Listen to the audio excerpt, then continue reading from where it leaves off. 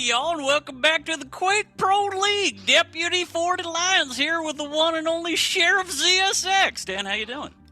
Bro, you look like you just rolled out of bed. I am loving to get up today. It's fantastic. It's called swagger. Look it up, sweetie. It's been a while. I'm glad to see you've matured over the last few weeks.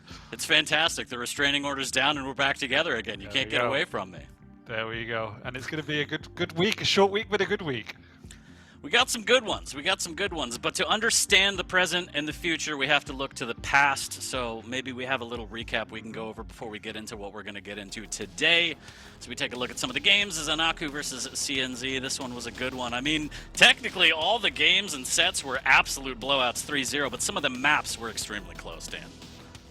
Yeah, I really like the philosophy you pulled out at the start there. I completely agree. But yeah, it were blowouts, but as it always is, it's never an easy victory, or rarely an easy victory. We did see Zanaku continuing his rise up the charts. It's actually really nice to see how he has continued that momentum, because that was one of the storylines we talked about at the start of season 40. Is, you know, he'd come on really strong at the latter stages of the last season, and you know, performed really well in London, and he's actually just kept that momentum going, and we see him right up there now, bullying someone like CNZ. And equally, maxter's another one who's become more dominant because he's rounded his game. He's moved on from being this hyper aggressive Argentinian to someone who's got more bows, more strings to his bow. Yeah, a little more dynamic, maybe, is a way to put that, but it's definitely fantastic to see as we're taking a look at some of the highlights from Maxter and Saigib here. Saigib, a little bit of a fall-off in performance, Dan. You hate to see it, but, I mean, inevitably, somebody has to be near the bottom of the leaderboard, and sadly, it seems to be Saigib this go. I think that's not news to me. He's somebody that's been struggling for a little bit of time now, and particularly when you condense the league and, you know, you take out some of the lesser performing players, that means he's got an even harder uphill road, and so he definitely is struggling. You're right, he's still got the capabilities to put in some results better than he has done, but still in terms of performances he's about where I'd expect it to be. Someone else who's performing really well though is Avec. On the flip side, Chain is somebody who has struggled. He's pulled out a few results over the last few weeks, but even still, that was another really big blowout from Avec. And then we see kind of real top of the leaderboard here in Kilson. Dramis was an interesting one because Dramis had been performing really well, but I guess now we see exactly where he lands. He put in a really strong performance in Kilson, but not quite there yet, but he's definitely getting there. I mean, I'll say this time and time again, I love watching Dramis play because he will live and die by the rail. I mean, he has other aspects to his game, but when you see Dramis in his element, it's just rail time, and it's fantastic to see. But unfortunately, if that game plan fails, it feels like he kind of spins his wheels. Yeah, no, I think that's true, and it's kind of symptomatic of somebody who has got such strong aim in general, mechanical play, that you become very reliant on it. Again, Max, for example, is perfect. He's somebody who's begun to evolve outside of just that basic utility, and Dramis is certainly got all the ingredients to keep on pushing, and if he does, that's when it becomes really scary, because look at these score lines against Kilson, who is, as we talked about, very much top of the leaderboard.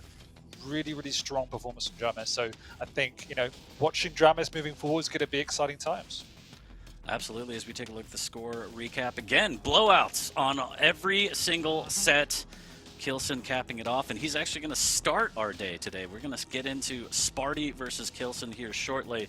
But overall, I mean, let's take a look at the world ranking there. Kilson sitting pretty atop the leaderboard, and that's something that, you know, if you're an NA Rapha fan, you're not necessarily used to seeing. Usually Rapha's up there. I mean, he still is, but #1 spot for Kilson, that's fantastic to see. Did say this is the way it's going to be going, and I'm actually more surprised by Avec being up there. You know, 6-3, but when he plays well, he plays well. You know, he's 6-3, he's got 18 map wins. There's effectively lots of 3-0s in there, but also losing 3-0s in hindsight. But you know, probably the biggest storyline for me is the vengeurR mix-up in the mid-match there, 5 and 6.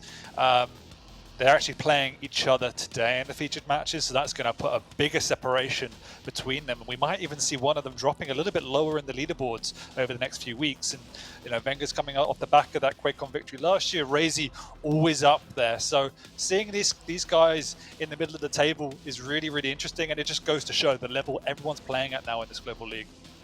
It's going to be fantastic, and you're absolutely right. They will be facing off later today. Shouts to them and Tasty Spleen. 2v2 was happening a couple weekends ago, and they won both days. They won the NA and the Europe 2v2, and now they have to, turn heel and face each other and throw each other down the leaderboard. But it's going to be a fantastic day of Quake, and again, we're starting off with Sparty Kilson.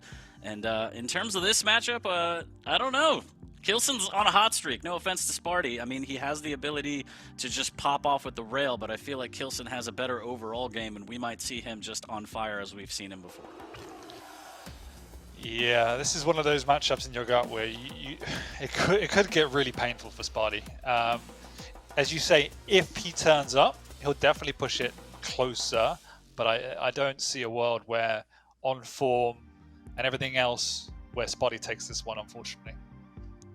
We've been surprised before. I mean, I remember Kilson versus vengeurR. We were all kind of like, vengeur's looking a little sloppy. Kilson's so hot, and then vengeurR came and slapped him upside the head, Dan. A little bit different in examples there. How dare you? Are you saying Sparty is not as good as vengeurR? All right, we'll get into that later right now. But the power stance, there's hidden power in it, all right? The Mayonnaise Man might have some magic up his sleeve. But as always, let's take a look at the pick bands and kind of get a better idea of what we're going to see between these two players. So we take a look right there. We got Ruins of Sarnath, Blood Covenant, and Awoken. Dan, if you could run me through the champ picks, that would be fantastic.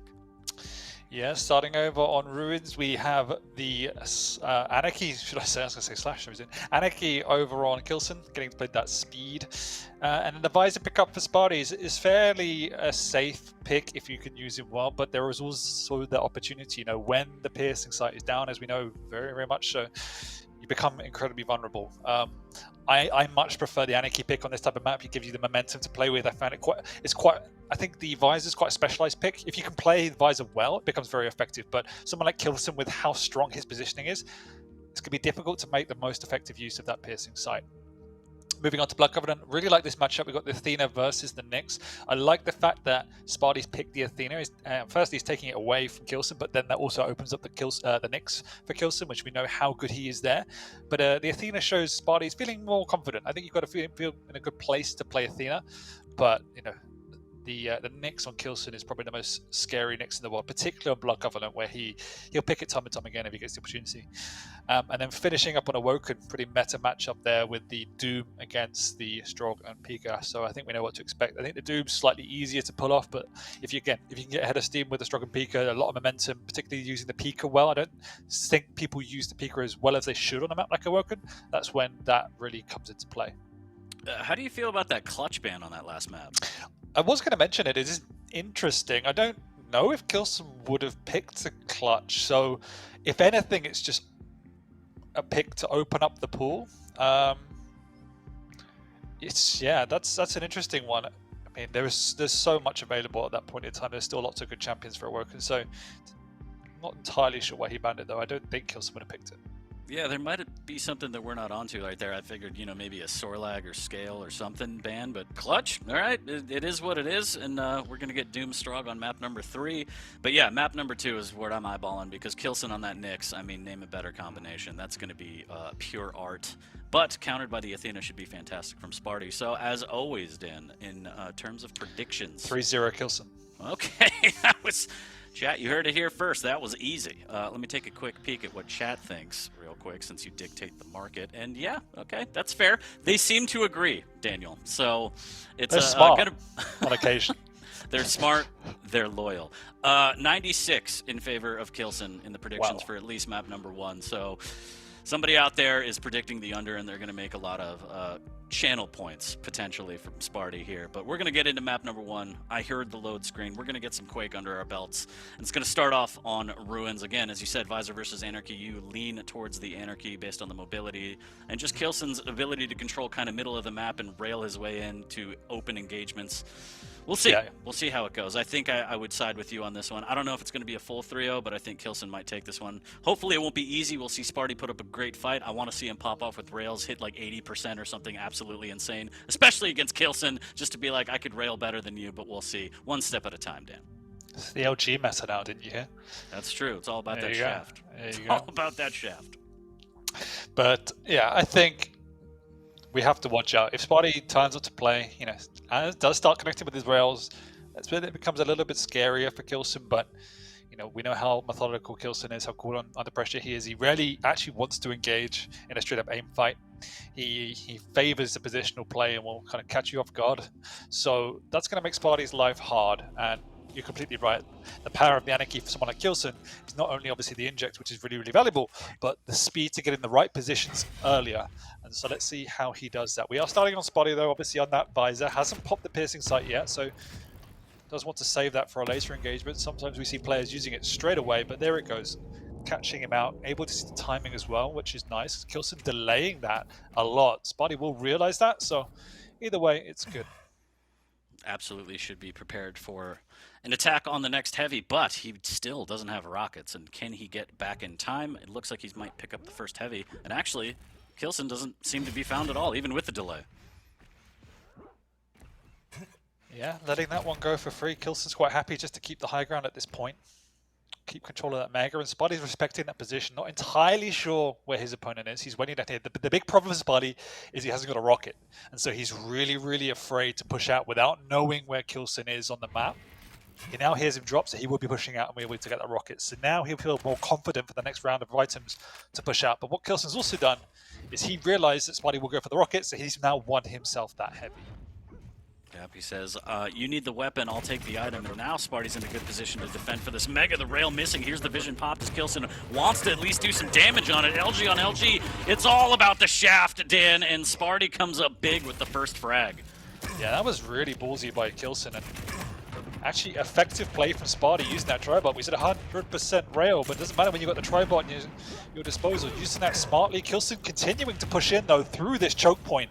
He really wants to take Sparty to town, but falls out on that one. He's had to use the injector in the previous engagement as well, so he's on the ropes now. Sparty can push on round. And will he actually rocket jump up to try and take this?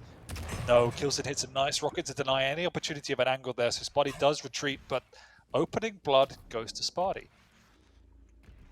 Maybe not what a lot of people would have predicted in their pools here.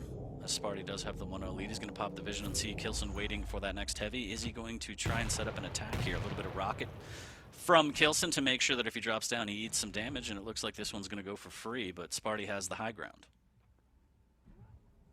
Yep, very slow match at this point in time. Kilson is actually not willing to put any more pressure on after saying that, but now Sparty's caught him off guard, and that's really, really nice. Don't even near the piecing site. Good positioning, big rocket, but did a lot of damage to himself, so can't push on aggressively as he would have wanted. Till nearly 10 seconds before the heavy, but Sparty favoring a slower game at this point in time. Huge respect for Kilson. And this is where the rail will start coming to play now as they're trading items, trading positions. I'm not entirely sure what Sparty's taking a knee. 1-0, I'm good. I'm out. Yeah, stopping the count now. He's gonna stay here for 7 minutes. I'm winning this one. I'm not 3 minutes in, Sparty. Very passive. No idea what he's doing. Genuinely no idea. His next level of strategy, Dan, you just don't get it, as he's going to pop the vision to safely make his way out of a mess that he created and gets back to positioning for the Mega. So maybe just a little bit of eating the clock. Not sure where Kilson is, playing with a lot of respect, as you mentioned before. It's Kilson trying to make his way onto this Mega. That's a fantastic drive-by. There's the pop, and there's the kill by Kilson. Just demanding space and real estate. I couldn't have put it any better for you than you did. Like, that is a mess he created. Like, I kind of get why he was waiting there, as you say, with no idea where Kilson was. He was just trying to bide his time, but then rushing an item when you have no idea when the timing is, that's just pure madness. So Sparty's brain shut down for a good minute. Hopefully it's reset as Kilson's got himself a tied game. Sometimes your brain might blue screen here as the shotgun from down below not netting a lot of damage. Rockets raining down from Kilson, not connecting. There's the vision popped again for a little bit of defense, a little bit of insurance as he picks up the LG. Really wants to try and get a rail. Can't seem to find the damage, and Sparty's stack is still lacking. He needs to try and live off some of these scraps, Dan. Yeah, and this is where it becomes painful because Sparty was trying to real slow the pace down of the game, but he's lost all control of the map, all positional play, all item time. As you can see where he is, he's on the lower ground. That's the last place you want to be when you haven't got items. And so now Kilson will just want to run the map. He's more than confident. He's got both items in play, both timings, and now his inject up as well. He will be on the hunt after this next heavy. Sparty finally getting rockets again. It feels like most of this duel he hasn't had rockets, but still low-scoring game, 1-1, so not the biggest deal here as he's trying to lay a trap on this Mega, and Kilson just strafing by scares Sparty away enough. He's been drive-by railed once, doesn't want to go through it again. You can kind of tell from that maneuver that Sparty has no idea when the items are up. He's just standing in the Mega area 15 seconds too early. I don't even know if he had that pickup either, so he's in a lot of trouble, but as you say, he's making the best of a bad situation in so much that he is not dying. As long as he keeps it 1-1, he can turn the map on its head. But every one of these rails, every one of these engagements that doesn't go his way, the momentum shifts further and further away from Sparty's corner. And he's going to have to rely on just hitting a magical number of shots. Always in your favorite hiding place once again. Kilson has absolutely no idea that Sparty is just chilling down in the courtyard. This is a bizarre map. I love it. What a way to start the day here. Week 11 of Quake Pro League is Sparty in Sparty's corner. This is, we'll call this Sparty's Cove, as he's just waiting out and again pops the vision, trying to find a potential opening or maybe just an opening to escape, and there it is. Seeing Kilson, but Kilson actually doubles back. I think he has an idea now, Dan, of where Sparty might be hiding. I think he must be very confused that his opponent is nowhere to be found.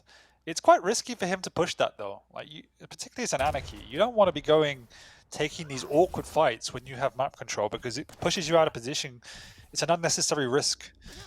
So, as long as Kilson doesn't get too frustrated, he should be fine. And Sparty, unfortunately, didn't connect with a single point of damage there. It's a big mess. He's still in the courtyard, and Kilson's going to strafe his way around. And Sparty is playing with fire, 40.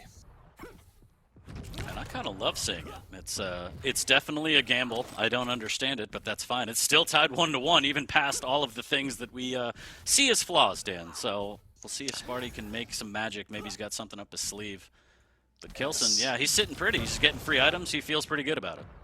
Sparty has rescinded any desire to look at items, and now he will be going down. Eventually, he did a fair amount of damage, but what does it matter now when you've got no items to your name?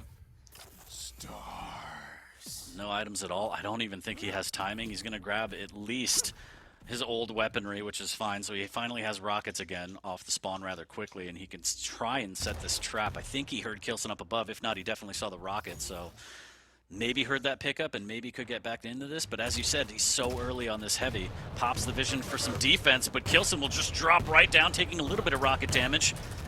Sparty's going to fight this one to the death, it looks like, and that is exactly what it's going to be. Sparty's death as the heavy goes to Kilson, and now he expands his lead by 2.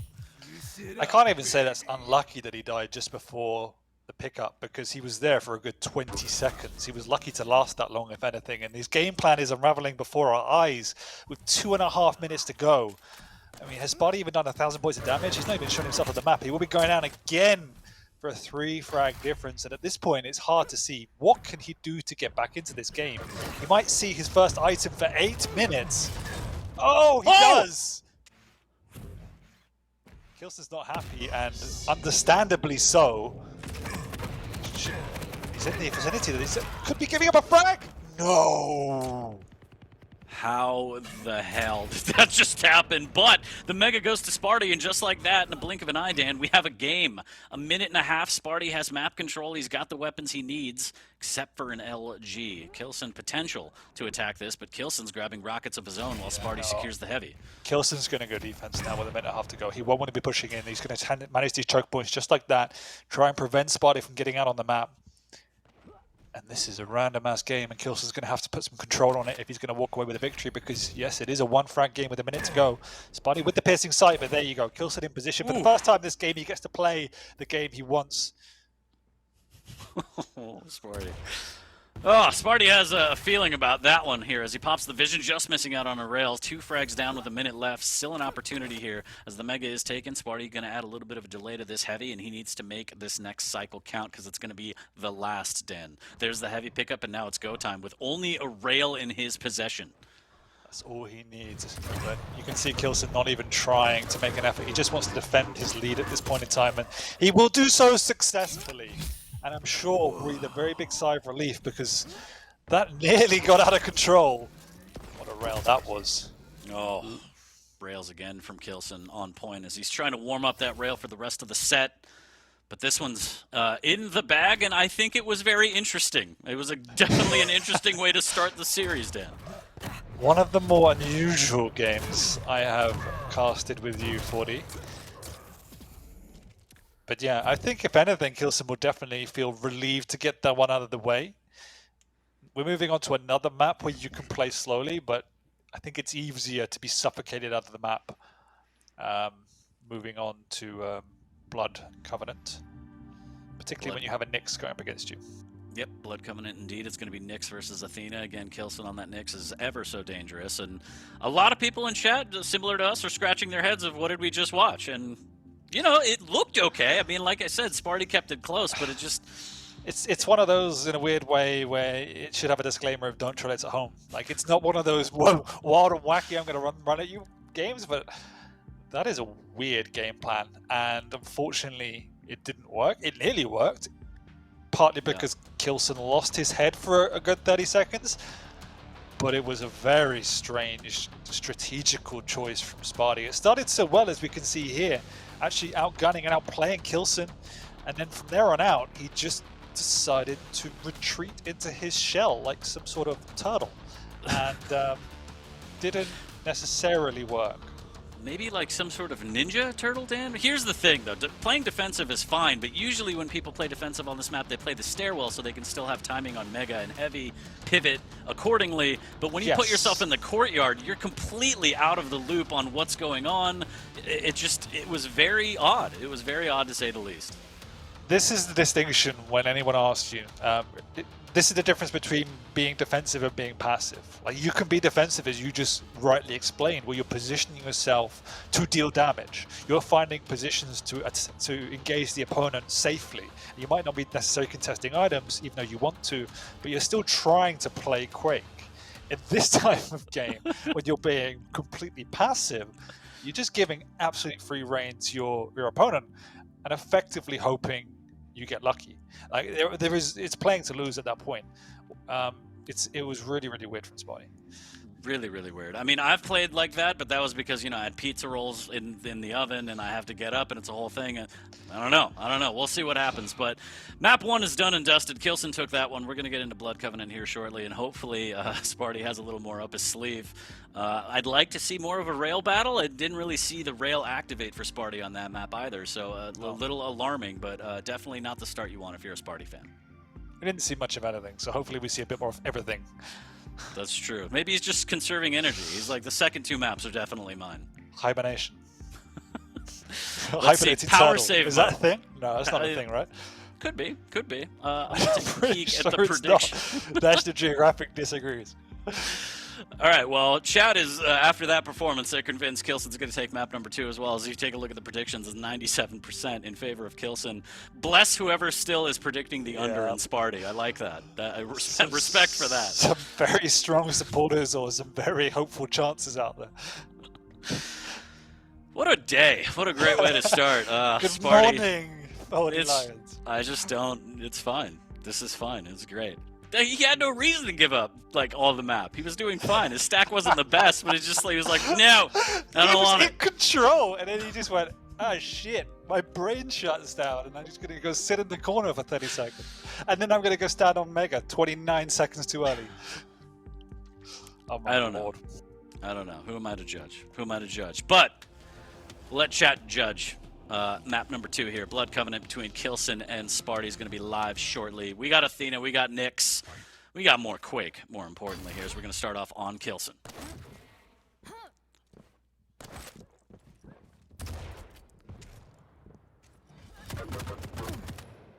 Decent damage there from Kilson after the heavy pickup, and look at the delay on the Mega yet again. Saw on map number 1 that Kilson added a nice big delay for the first start, and oh my goodness, the tri-bolt into the machine gun. Sparty hooks into the wall, but he wants a little bit more. I kind of respect that double peek. One more shot Itis here, and it does pay off as he hits that rail, but now he's caught in a bad situation here. Kilson can't seem to land the damage, though. Sparty actually trying to push in here. He does get denied quickly by Kilson, but he'll be able to scoot himself around and pressure, at least pressure the Mega, if not take it away. Spotty's in the vicinity, he does hear the pickup, and he goes up the jump pad, and a second too late. Kilson's in position to connect with the Rockets, but lovely rail from Spotty on the defense. Kilson will retreat. He's got a rail of his own, so he will want to reposition to try and open up an angle now. And now with this Ghost Walk up, he'll feel a little bit more confident. So Spotty actually gets fortunate there. It was a very risky maneuver to go up the jump pad, and Kilson's right there with the rail, knocks Spotty down. Great grapple away in the context, but he shouldn't be pushing there, and Kilson takes an early lead. Like the machine gun swap, knowing that Sparty was low, didn't even risk it with the rail. Unfortunately missing on that one. Going up the jump pad, eating some damage. Lands the rail, needs another one though. He's taking a lot, and Sparty pops off with the machine gun, and Kilson got a little too comfortable there, Dan. Yeah, he did have a hit. I really thought he could finish it off, but heavy machine gun was way too strong, and Spotty's going to continue pushing in with just a rail and some heavy machine gun now. Kilson actually ghost walks up, it looks like, to get onto that heavy, and he does take it away. Spotty realizing that now gets himself across, and they are trading items. So nicely played by Spotty to get back into this set. Not bad at all, as he takes a little bit of rocket damage, but the detour will actually lead him to the armor shard down below, so not too bad as he's trying to be silent here, and Kilson's right above him.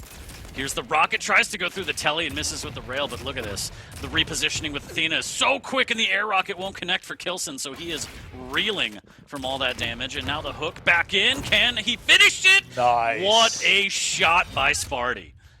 Really nice, and this is the power of Athena. We know she could be almost unbeatable when played to her fullest, and that's exactly what we saw there. Kilson actually steals away the Mega. That's a bit unfortunate for Sparty, as he does have to back off. Kilson will want to have a rail as well. Sparty be aware of that, but he is playing exceptional on the offense here.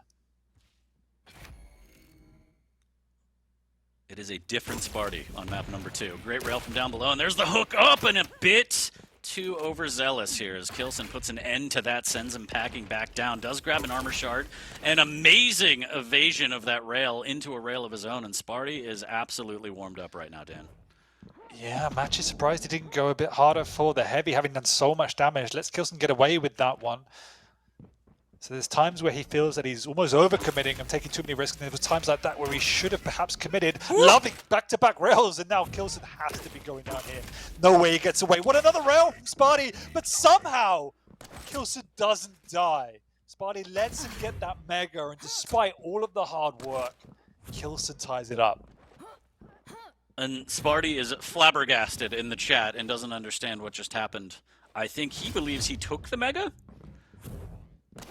I can't see the chat from where I'm watching. Yeah, I think Sparty was under the impression that he had the Mega. So a little bit of a misplay there, but nonetheless it's tied 2. Kilson takes advantage of the situation, but now he's at a disadvantage here, but Sparty can't land any rocket damage. Kilson with the dance. Yeah, and he knows the Mega's not there, so kind of just trying to push on up. He's used the Ghost Walk. He wants to get a frag here. He knows how weak Sparty is in terms of weaponry. Wants to make it count. But Sparty does get away for now, and Kilson has to try and find a way to take away this heavy cleanly, but he just can't. What a lovely drop on the backside from Sparty, knowing there isn't a Ghost Walk in play. Kilson's overzealousness is getting the better of him. Does put him down 1, but he does grab the Mega, and just look at that. Too close for comfort. The rocket and the shotgun will chip him down, and Kilson looked a little lost on that one, Dan. Sparty takes the 2 frag lead now. Yeah. Kilson completely caught off guard here, and Sparty with the lead. Nearly half of the map gone. Kilson is taking more of the items, but Sparty is getting the jump on Kilson time and time again, particularly with the rail. We said, you know, the rail's going to be a pivotal weapon for him, and it really, really has been. He's trying to play a nice slow game because he realizes the type of play style Kilson wants, you know, controlling that mid-ground, playing position himself. So Sparty, by playing this slower pace game, is hoping to offset Kilson's awareness of where he is. You know, he's taken these choke points down here, playing with multiple different angles. He should be able to take away this heavy as well, and you can almost sense that Kilson's getting a bit frustrated by this. Nice little rail from behind, but yeah, I mean, Sparty's doing a great job of muscling his way onto these items. That Mega was free, and frustration may be mounting for Kilson right now as we're over the halfway mark of this one, and Sparty's still 2 frags in the lead. There's a fantastic rail, backs off before taking too much damage. There's the hook into LG, but he can't finish with the rail. Kilson using that shaft to its full ability there to melt down Sparty and try and get back into this, cutting it down by 1, but just like that off the spawn, Sparty able to grab the heavy and hopefully, for his sake, get back to the Mega to keep this cycle going, and it looks like he might as he has the high ground and Kilson's still down below. Yeah, Sparty with the item now. Kilson's going to go up, but he's a second too late again, and Sparty, oh, Kilson hits himself. Bit of a mix-up from both of them there. Sparty gets away with much the upper hand. Don't think he's got a rail just yet, so he'll want to work his way across there. Kilson's in a bit of trouble. He's the one that doesn't have the items or the timing at this point in time. But he does have the weapons, and Sparty not feeling confident enough to get that rail, it seems, so he's stuck now just with his long-range hit scan, and it's working out. Nice railer from Sparty. Mega's up. And can't Lovely. get it! Kilson can't dance the dance this time. Sparty back up by 2 after 2 fantastic rails. And the Mega pickup, and chat is trembling in their boots right now. Their predictions could be flipped on their head. Still time, Dan, but Sparty is looking like a completely different monster on map number 2. He is indeed, and the way he's playing is really offsetting Kilson. There's another engagement on Brick. Huge rocket, but it's not enough that he can't connect with the railer, which would have finished off Kilson. 3 minutes to go. Only 1 frag in it. This game has been close. Sparty scuttles in, steals away that Mega, but what a rail from Kilson. Would he have a second? No, just can't clip the feet. He's going to go on the chase here. There's not a lot for Sparty to work with. He's trying to get away. It's away for now, and they're going to have an engagement, but Kilson decides wisely to back off and solidify his positioning over on the heavy and try to put a bit of a constraint on the chaos that Sparty is creating. Ooh, not a free heavy at all. Kilson takes big machine gun damage on the way out. I think Sparty just spotted him, does have position as well. There's the jump pad play, and Kilson has to use the ghost walk. Trying to get some damage on the way out. Fantastic rail. Now Sparty grabbing a health bubble can take 1 more, but his stack is so extremely low.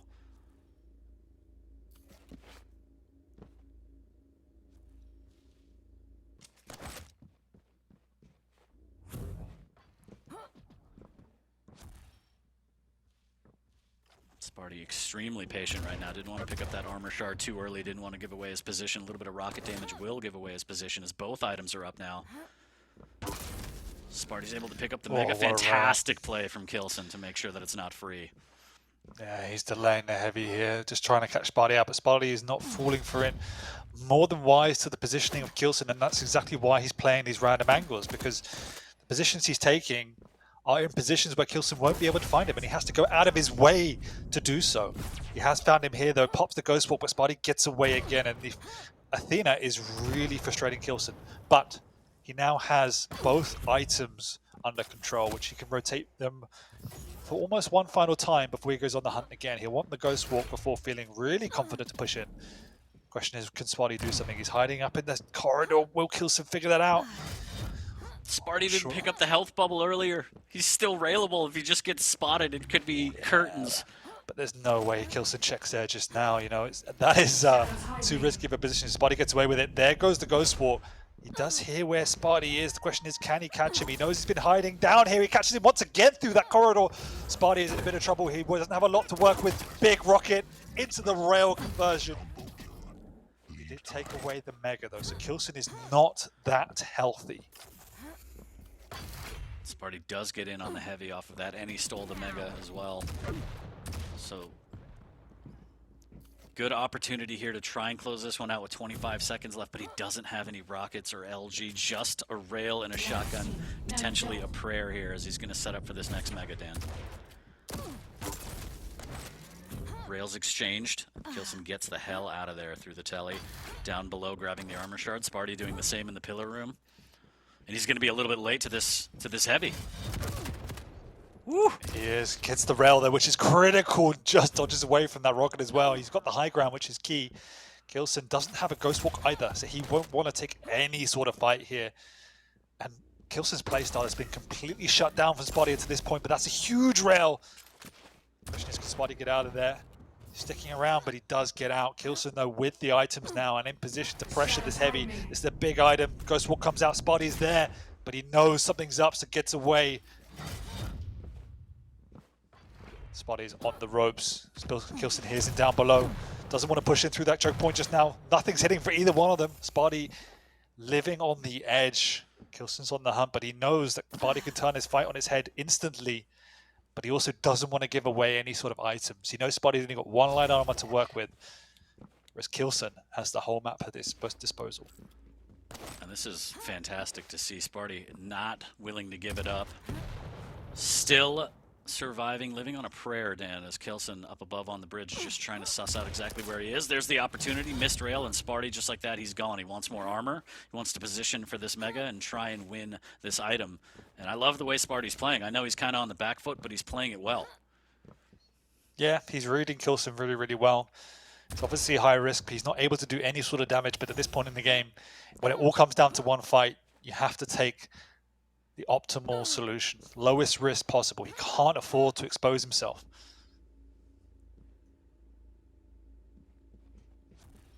Kilson not checking that stairwell at all. It's the second time Sparty's been in there and actually catches him with a flick of damage. Not enough to really concern Kilson. With this Ghost Walk, he's more than happy to go up the jumper, but that's a full rocket. And that will win Sparty a mega. He's in position to pressure this light as well, but Kilson shuts that down. Won't want to engage here either. He knows how low he is relative to Sparty now. So it is a game of cat and mouse. He catches him out, hits the rail as well, and he could finish off Sparty here and now. But with the Athena, Sparty gets away, but he's going for the heavy. Oh! He gambled it all on that heavy and unfortunately cornered himself, in essence. I don't think he had another hook to even get down, even if he did steal it. So Kilson says this one's kind of a gimme, and he melts him down. But I think that was really well played in the final minute or two by Sparty, playing hyper defensive, staying in it, but just that last move, that last-ditch effort for the heavy kind of cost him. There was certainly some high-risk plays throughout from Sparty, but the execution was pretty much always on point. And I did enjoy the positioning with Sparty. He knows how Kilson wants to play, you know, playing those choke points, particularly up on the high ground. So what Sparty did is he was effectively positioning in and around that banana area down below by the light armor. And because of that, there was no attack point for Kilson. He couldn't get in. And basically, Kilson was getting frustrated throughout that game, particularly because of how well Sparty was hitting. And so he was taking these high-risk plays himself that weren't paying off. Eventually, he was able to consolidate control in the end around that 4 to 4-5 mark, get back on an even playing field, and then just maintain control really, really nicely until the end. That last play obviously was high risk from Sparty, where he did end up dying, but because he had already burned all of his resources, he felt if he could take away that heavy and maybe Kilson misses a rail, he might get a frag. So that was the do or die, but really admirable by Sparty in that map. Yeah, I mean, just, again, leaps and bounds different from map number 1, and as we go into map number 3, I mean, I feel like he puts himself in a decent position to probably take this one. But we'll see, because it is a different map. We're going to go to Awoken, he's going to be on Strahd, Kilson's going to have Doom. It's going to be a different story, but based on the performance we just saw, I think Sparty has it in him. He's pushing Kilson to the limit on map number 2. Well, we've seen so far he wants to play a slow game. He wants to get under Kilson's skin by doing that. He wants to keep the scoreline close, which is obviously makes sense if you're not the favorite in a matchup. This is a very different map. This is a much harder map to do that effectively on, particularly against a Doom, where he will be controlling that mid ground as he wants to very, very well, and can put on pressure extremely easily given the geometry of the map. So this is going to require Sparty to change gear a little bit. I can't see that level of playstyle working. If it does, then it's been incredibly difficult to execute. Well, taking a quick peek at the predictions in chat again, 92% in favor of Kilson. So, slight upgrade for Sparty. People saw map number 2 and they're like, all right, I think he's got it in him. But his rail's on point, so he definitely deserves a few more points. Yeah, for sure. And Strahd is a fantastic champ. You get the passive slide, crouch slide. You get the Stroyant when you get the frags to get that little HP boost, but you got to kill your opponent to even get that. So we'll see if he can get there. Kilson on Doom, I think, is pretty strong. I think that's a strong pick on Awoken, and like I said, he's been playing pretty well these first 2 maps. Again, taken to the limit on map number 2, but it was never totally out of his control, I don't think.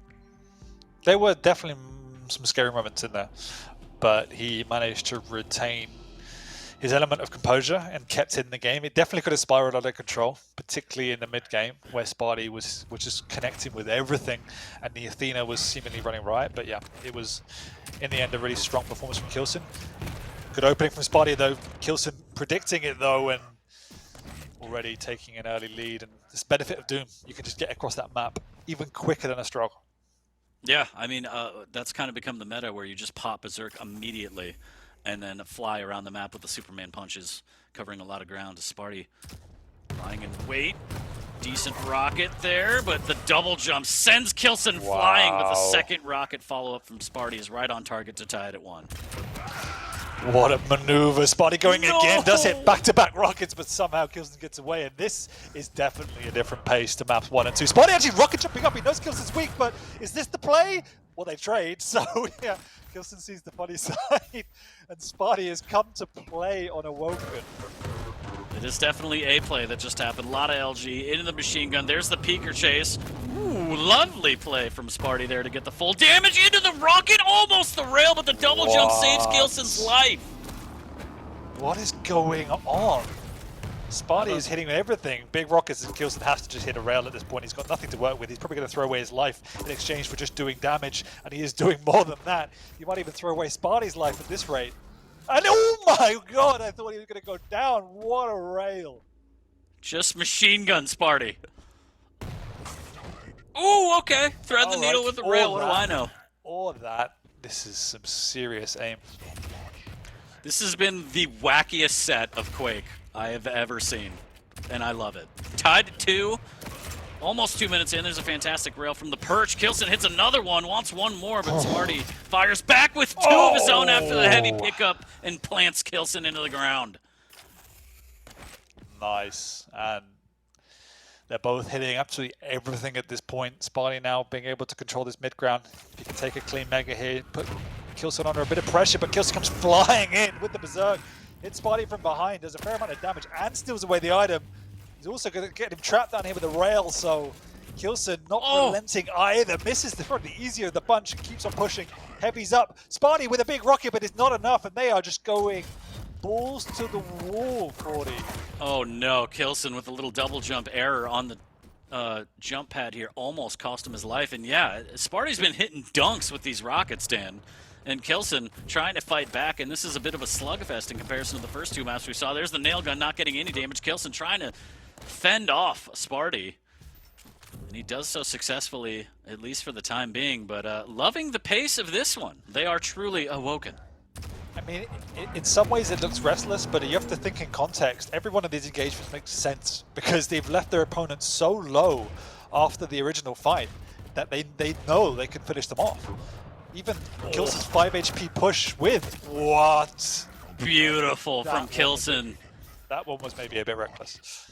That one's going in the highlight reel as he sends Sparty straight to heaven. Kilson takes the 1 frag lead, but yeah, a bit of a crazy push there from Sparty as he tries to redirect and go up the jump pad, and that's always just a risky move. Lots of LG. Oh, what Kilson, rockets though? Yeah. Oh, wow. Okay, stole it. Nice shot from Kilson though. Stealing it means Sparty can push again. He actually spawns on the Mega, but Kilson's hitting just about everything he can possibly hit at this point in time. So Sparty's being pretty much unlucky, if anything, because again, Kilson is just hitting everything. And Sparty's doing everything right, pretty much, but Kilson's just hitting more. Wonderful dodge on that rocket. Sparty trying to hang in there and do some damage on this heavy. He doesn't want to give it up, and all he has is a machine gun shotgun. And there it is, the peeker. Will he get it? No, this time Kilson deals with it nicely. Big shotgun up the jump pad as Sparty drops down, doesn't want to take any more LG. Didn't feel confident in that one, but the first bug shot was huge, and there's the rail cut off as Kilson tries to double back for the Mega. And I love this play from Sparty as well, denying the armor shard before going back for the Mega. So signs of life again from Sparty. I know he was down by a little bit here. And oh no! Popped into the heaven again, and Kilson takes him down! These rockets, man. Yeah, I mean, that was such a great trap from Kilson. Once again, he's got Sparty trapped here. Big rockets into the rail combo. Sparty on 1 HP. This time, we'll actually see a reasonable use of the weapon, but yeah, the tribal actually finishes Kilson off. Sparty gets the better of the spawn. We're saying that actually it's not quite up. He will be able to steal it away, and will he get the frag? Yes, he does. This should give him a lovely heavy to fall back on as well. But no, Kilson gets a great spawn over by the rockets. This time he doesn't actually hit his nest. And will he go down? Yes, but they trade once again. This is insane. No relenting. This is a Spartan performance from both of these players. Question is, can Sparty get a comeback? Because as much as they're trading, that maintains a three frag gap. So he needs to find a way to actually kill Kilson and stay alive for the follow-up. That's the big challenge at this point in time. With the level of damage output going on here, it's really, really hard to see how that happens because neither one of these players get any sort of control. They just want to fight. Again, Kilson's so low, we will see Sparty push. And he's just going to pick up a weapon and he's going to hold W. So what is Kilson going to do to stop himself from dying? Well, he's going to hit back-to-back rails. That's what he's going to do. If he hits a third, the server might melt down. This time he doesn't connect with a rail for once, and Sparty gets away, but Kilson continues to want to press the items. Definitely wants to at least deal damage on this heavy and takes a big rocket. There's the peeker, dealt with nicely, and just so many trades coming out from these players. I'm trying to figure out which one's Dan Aykroyd and which one's Eddie Murphy here. As Sparty still dealing with a 4 frag deficit, but his stack is looking good. His positioning's looking even better for this Mega, but he needs to be careful not to completely overcommit on this, and he does double back to make sure that the Mega's his, but he misses out on a bit of a gimme rail as Kilson was just caught hanging out in the banana. Yeah, for the first time this game we can take a breath as both players realize the game is slowing down a little bit, but saying that, God, they push on through and the tracking for Sparty is insane. What a follow-up rail that is. Long time before the next major item as well, so Sparty can continue to press the advantage. He knows exactly where Kilson is, hits a nice little trickle of a rocket. Kilson's just going to engage here because he needs to do some sort of damage and try and follow it up. But he doesn't get the best spawn, and therefore he won't be able to actually put any contest onto this Mega. So the game is now flipped into Sparty's favor. This heavy is going to be a big contest. It may not be the best spawn, but it is the rail spawn, and Kilson, a bit of a connoisseur on the rail here as the peeker goes through, no damage, doesn't find his opponent here. A little bit of rocket splash to make sure Kilson doesn't go through the choke point near the nail gun. Sparty trying to get back on position now for this Mega. Kilson waiting by the LG, doesn't want to give up a peep right now, just trying to figure out where Sparty is in position around it, trying to get some rockets for free, and he does so successfully. This is smart by Kilson now. He realized the momentum was fading away, and with the lead, he wants to slow the pace down, play defensive, doesn't want to allow Sparty to keep his momentum up. He needs to try and steal away an item. He's in position to do so. The big rocket damage coming out from Sparty, and Kilson can't even take it now. That, what could have been a good maneuver, has turned out to be a huge mistake because he did absolutely nothing to Sparty. So he's going to be on the run here. Lovely round from Sparty. Peeker, perfect usage of that, and then he'll be able to finish him off. No! But there is enough time for him to get in position for this Mega. So not the end of the world. Kilson sticks around. He does a lot of damage somehow. There's the rail spawn again as he drops down for the armor, and Kilson misses a rail and doesn't miss that one with a little bit of a hop over.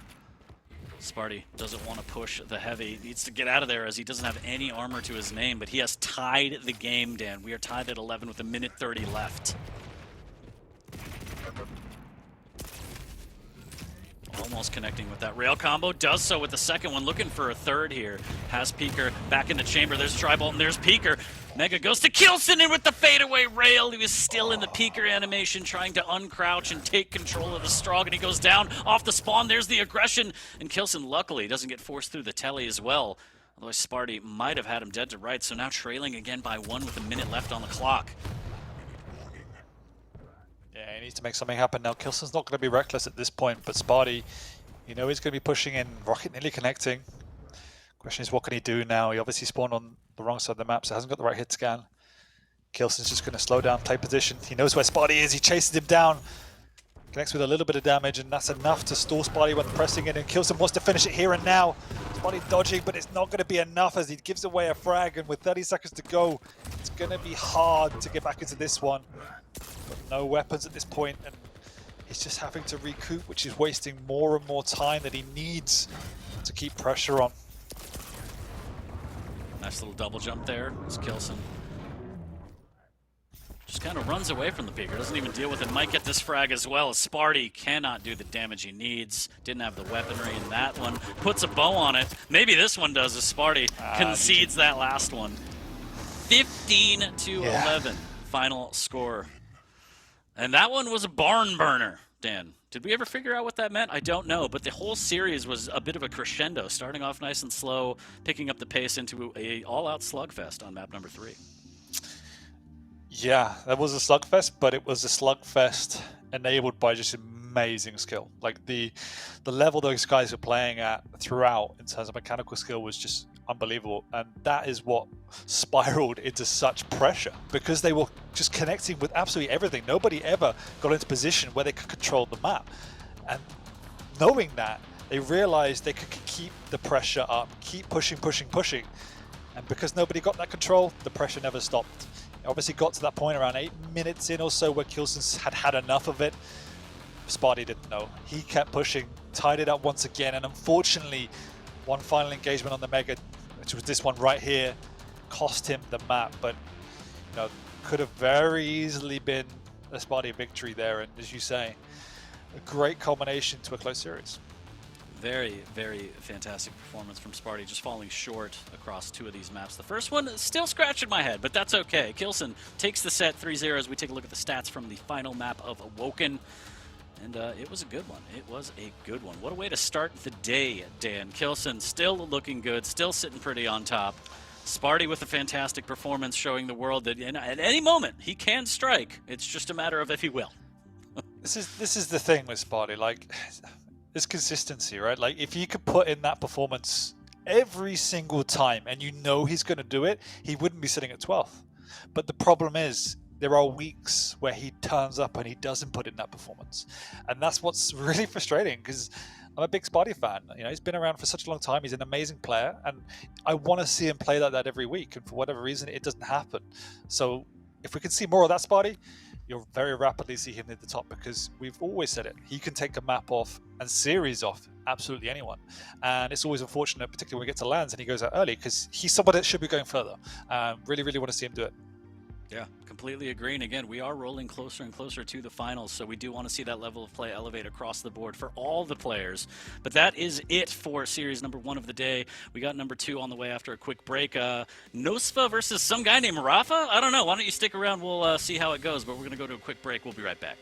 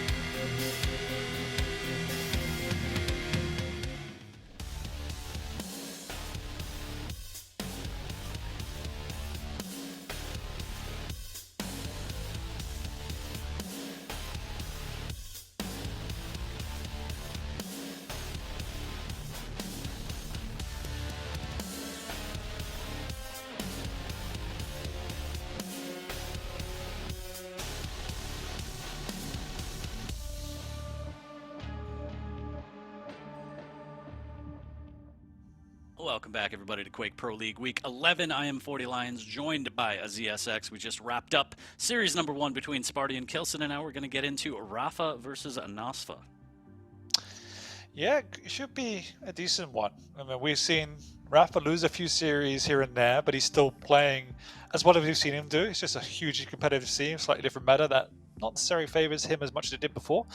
nosfa, on the other hand, has been, again, one of these players that's been a little bit inconsistent. He's been putting in strong performances, maybe doesn't always get the results to back them up.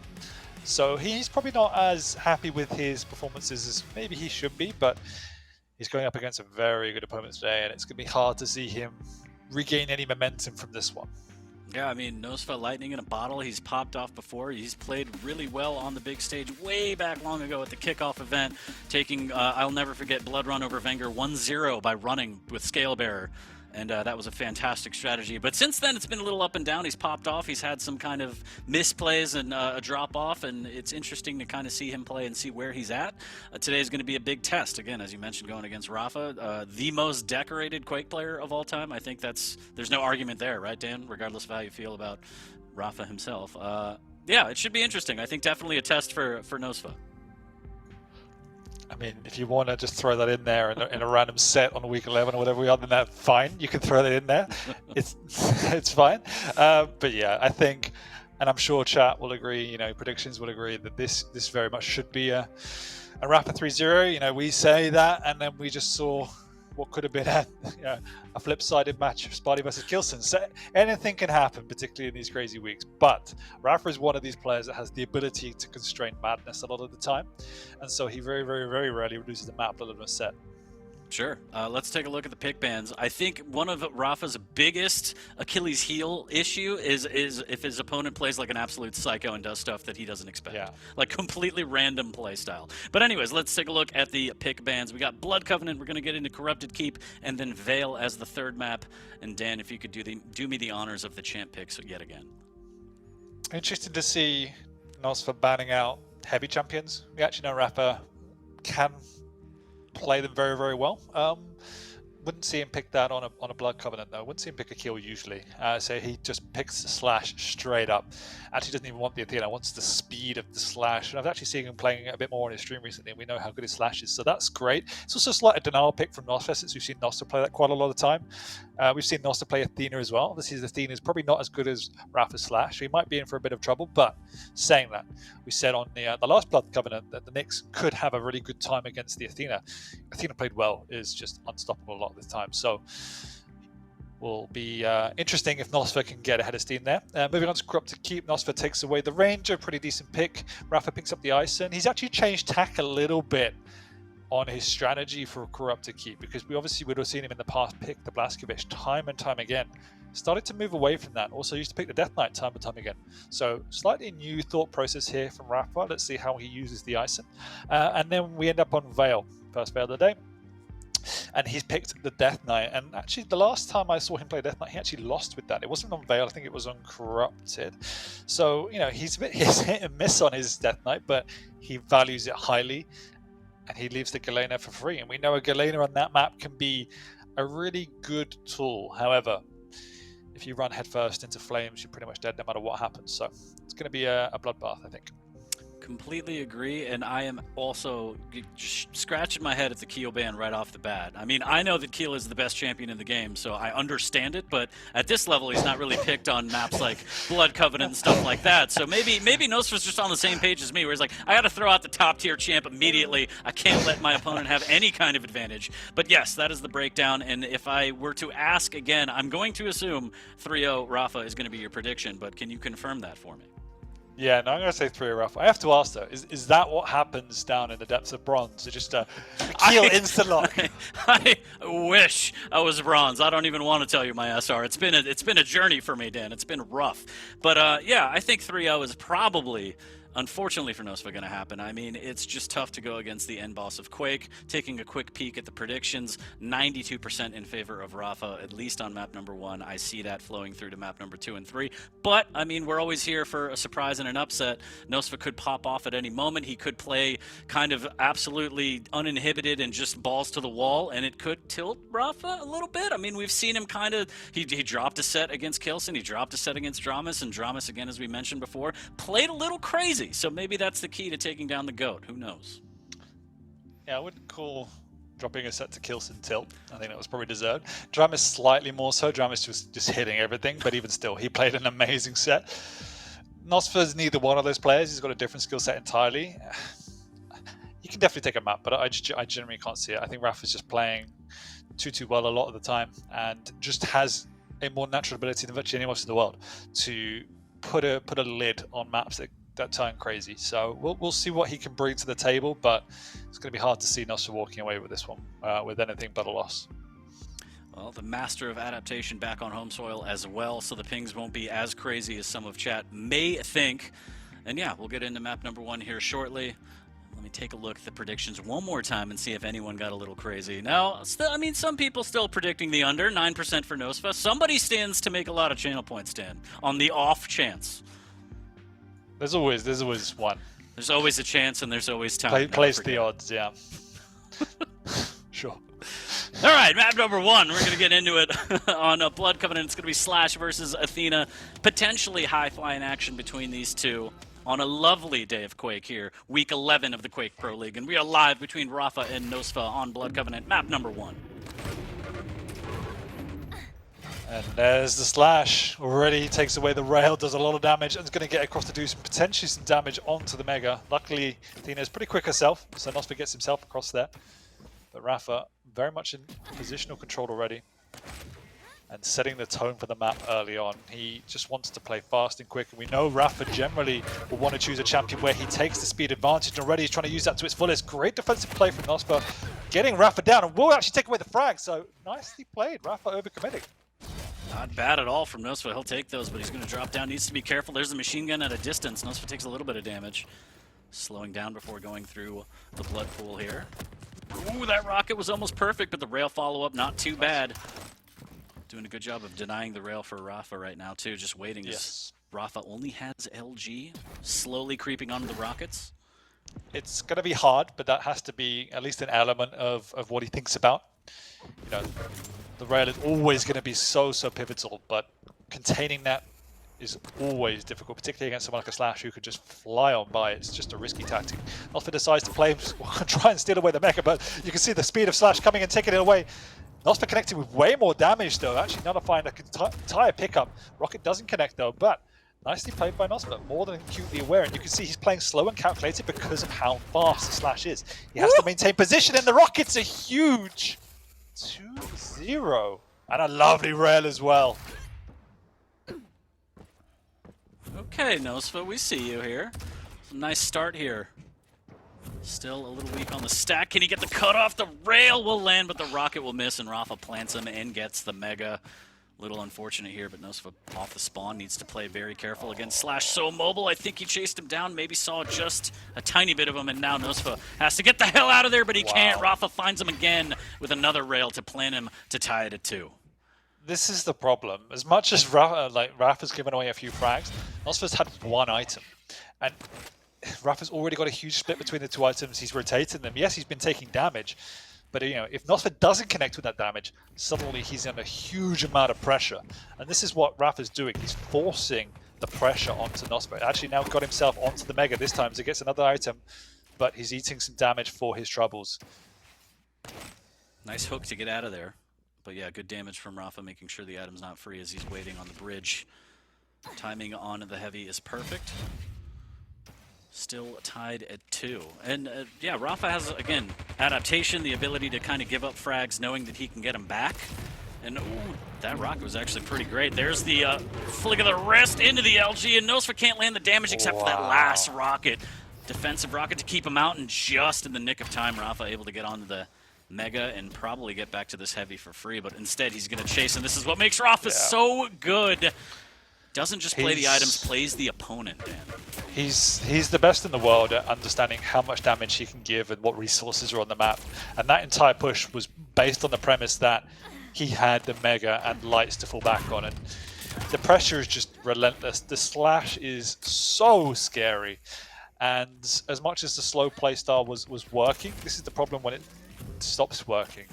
unless you connect with absolutely everything, Slash gets the opportunity to walk all over you. So nosfa needs to find some defensive positions, get some items, and try and prohibit Slash from playing a free game. And that's a good start. Rapha actually slight mistiming there. nosfa jumps down on it, but he's stuck and not connecting now. And who's going to come out on top? Rapha, because he's the one with the resources in this corner. nosfa hits again. Oh my goodness. I thought nosfa was going to go 3 for 3.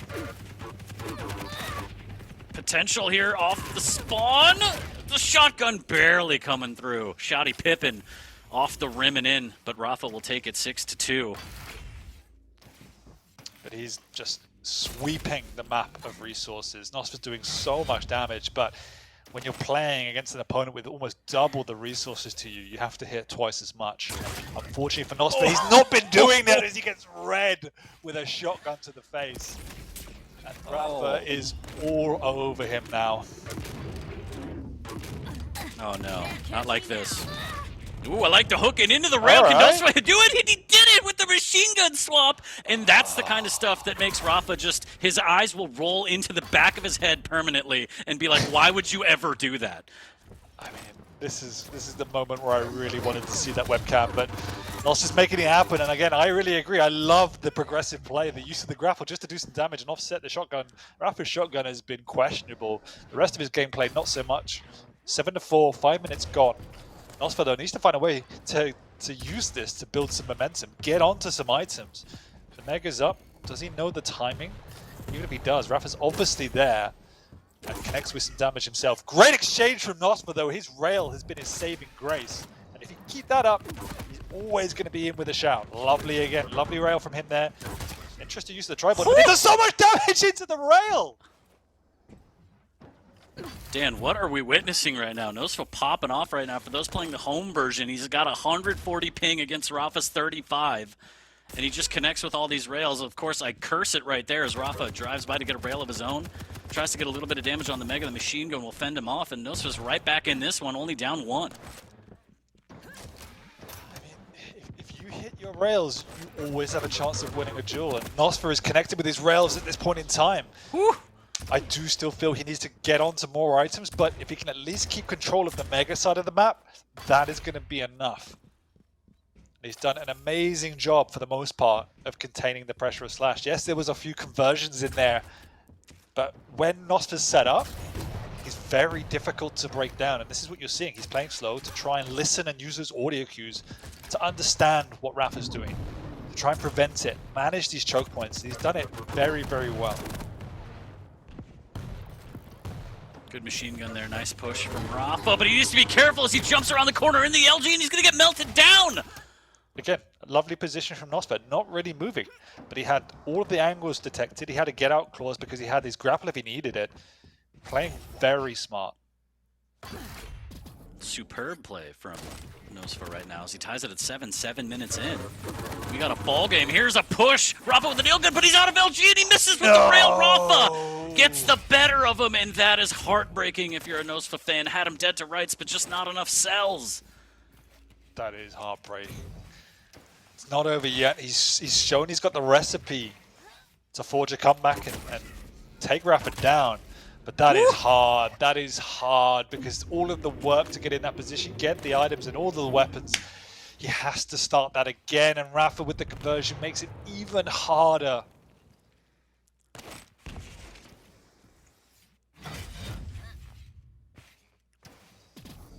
So he does have rail and LG. Been using those weapons immaculately throughout this map here. Just missing out on some of these rails. And it's one of those situations where, you know, you have to take that committal. The opportunity's there. It doesn't matter if you don't have a huge amount of ammo. You have to take it. And unfortunately for nosfa, it did come back to bite him. And now he's trying to make something happen, but it's just not working. His rail's beginning to miss pretty much the first time this map. And Rapha has both items in lockdown. He's even slowing the pace ever so slightly, just because he's beginning to respect nosfa's playstyle more. Can we see a little bit of magic? A little bit more from nosfa here. Already seen a ton on map number 1, but Rapha firmly in the lead with 2. Has the high ground. Put a bit of a misstep, it looked like, in the crouch slide, but nosfa still standing his ground. He was baiting nosfa out. He knew where he was camped. And Good you can rail. see he's reading nosfa now. You can see the respect. Before he would have been pushing in, trying to go super aggressive, but now more than happy to manage the game. Keep nosfa at bay. As long as he connects with some unreturned damage, there's not much nosfa can do. And the way he's pathing, he's prohibiting any rail angles from nosfa. It's really tough now for nosfa. There's a minute left. If he gets a frag, there's always that conversion potential. But look at the stack difference. Question What is, a he has to rail. hit 3 or 4 rails in a row to really make this count. Will Rapha let him do that? And the that answer is no. LG, that LG Yeah. just melts. As you said, the stack differential too much to overcome there. So now it's a 3 frag game. nosfa gets right back on the rail. It hasn't been as lucrative as it was in the beginning of this game, but he's got 40 seconds to make some magic happen here. Missing with the first one, the machine gun will fend him off, and he's already so weak even after a 25 pickup.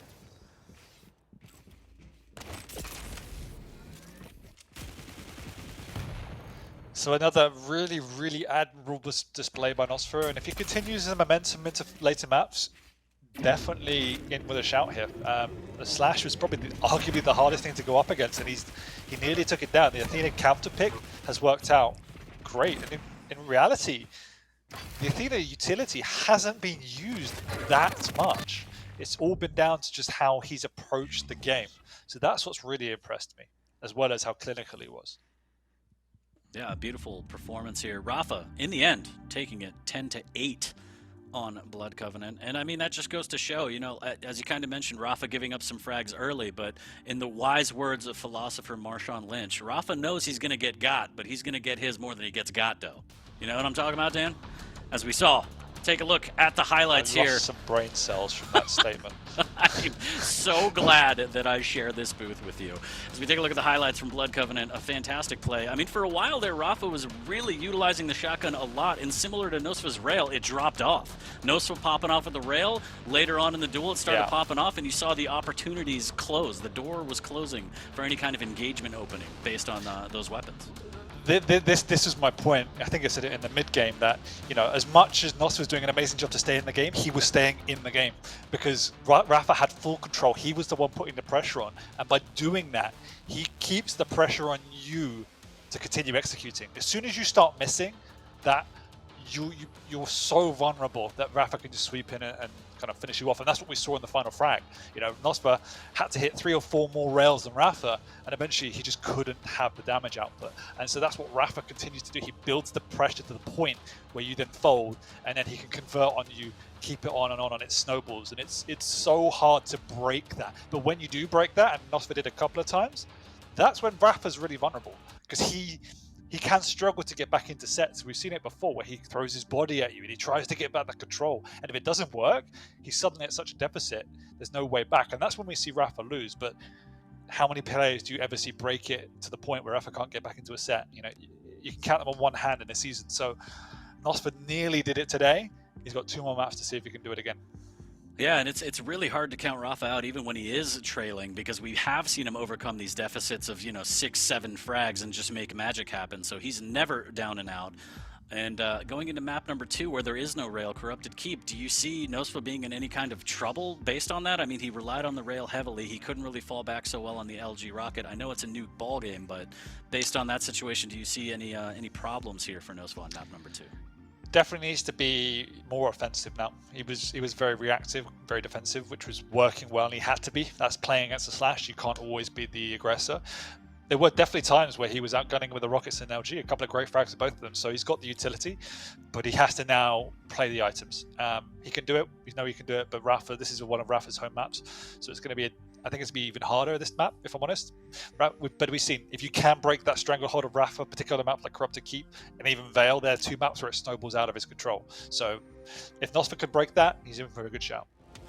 Well, we're going to get into it. Map number 2 on Corrupted Keep is going to go live here shortly. And the predictions, 87% in favor of Rapha, 13 for nosfa. We'll see if chat makes a ton of channel points or same business as usual here as we're starting off on nosfa. Yeah, Rapha's already got him on lockdown. He knows exactly what's going on. Actually orbs up through the LG. Smartly played by nosfa. Gets in and does a lot of damage. Big rocket coming out. Gives him plenty of time now to work his way around the map, take away more resources from Rapha. But But he needs an LG. Little shotgun blast. Has to be worried about Timmy popping off through the LG. He's going to make note of that for later, but right now he still smells blood in the water, just missing out on that rocket.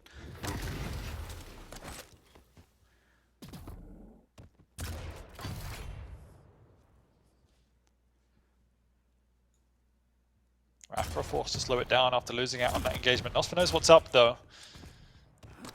No items up for quite a while, so they're just teasing each other out, playing the mid-road. Rapha winning out on that damage though, and he's also in a better position. But they are probably going to trade items here. As Rapha goes on early for the heavy, nosfa exchanges that for the mega. And I really love the machine gun damage from Rapha, just keeping that damage output as high as possible, especially on this map. Again, no rail. Very, very critical that you do that and pre-aim around your corners. Yeah, this map more than others is completely true. The damage efficiency is king. If you can get that early engagement with the heavy machine gun, the distance damage, it makes all of these close combat engagements far easier and more likely for you. But at the moment, they're actually just trading positions, trading items. Rapha makes the aggressive position to steal away that mega, but nosfa's got the orb if he wants to use it, and actually decides against it. So Rapha will take full map control, and nosfa's going to have to find a defensive position now.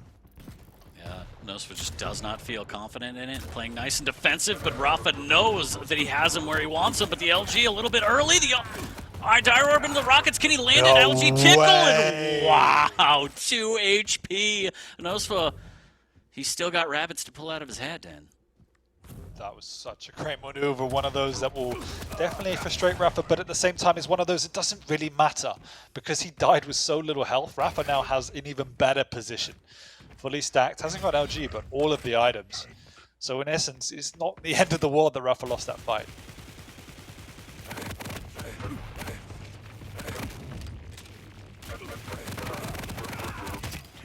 Lots of LG, but he runs out of cells, and Rapha melts him down with the machine gun regardless, taking the lead 2-1. For those playing the home version, the servers have swapped. Rapha's on at 150 ping, nosfa on 15. Oh, getting a little crazy there with the shotgun play, the all-in around the lava.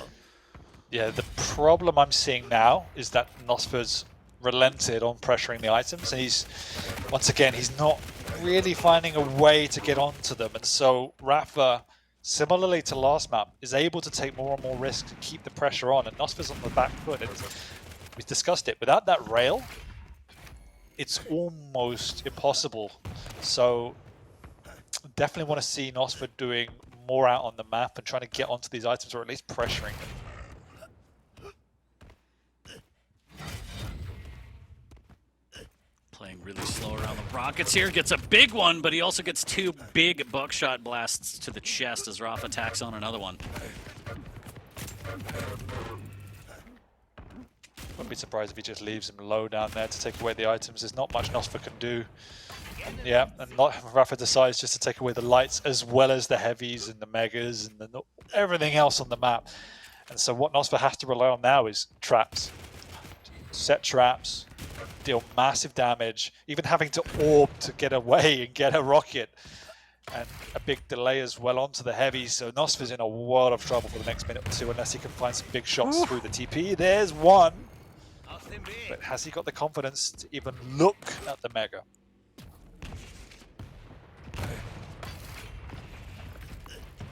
Deals with Timmy rather quickly here, but he's just trying to live off an armor shard. He can't seem to find one. Still 100 HP, and now Rapha knows exactly where he is, and 3 beautiful rockets strung together from Rapha.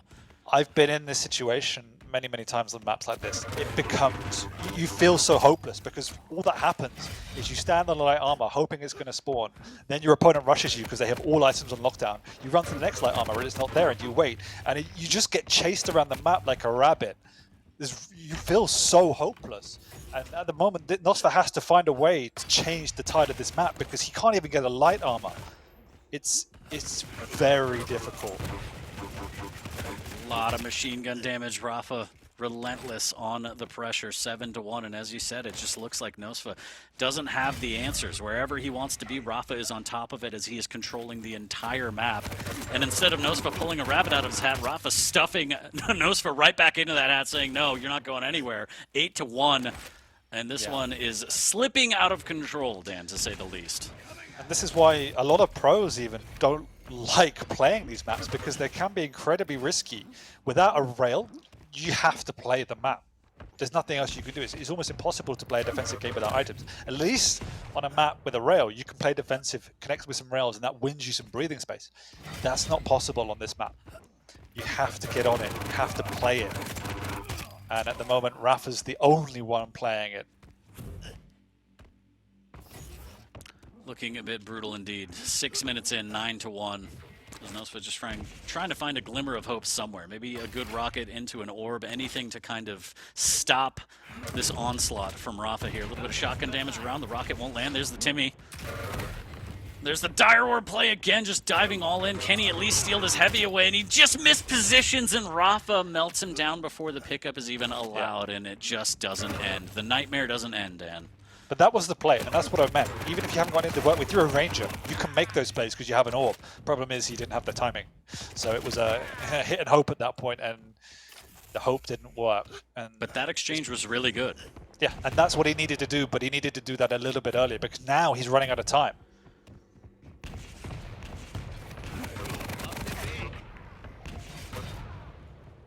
Does get the heavy, does have dire orb, and he doesn't need it. 5 Nice. HP, somehow surviving. Can he last these next 3 seconds? Rapha's gonna push. There's the dire orb. Almost made some absolute absurd magic happen on that one.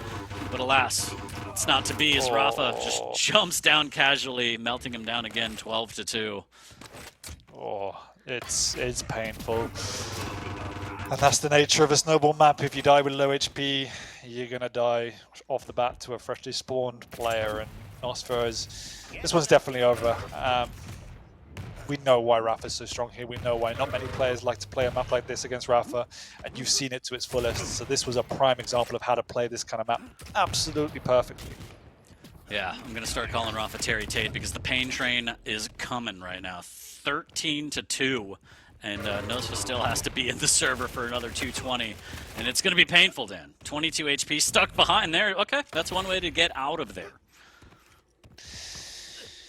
Yeah, painful. 13-1, but it feels a lot. And trust me, in nosfa's shoes, that feels a lot worse than 30-1. Because it's not the type of map where you even had a contest. It's just been one-way traffic.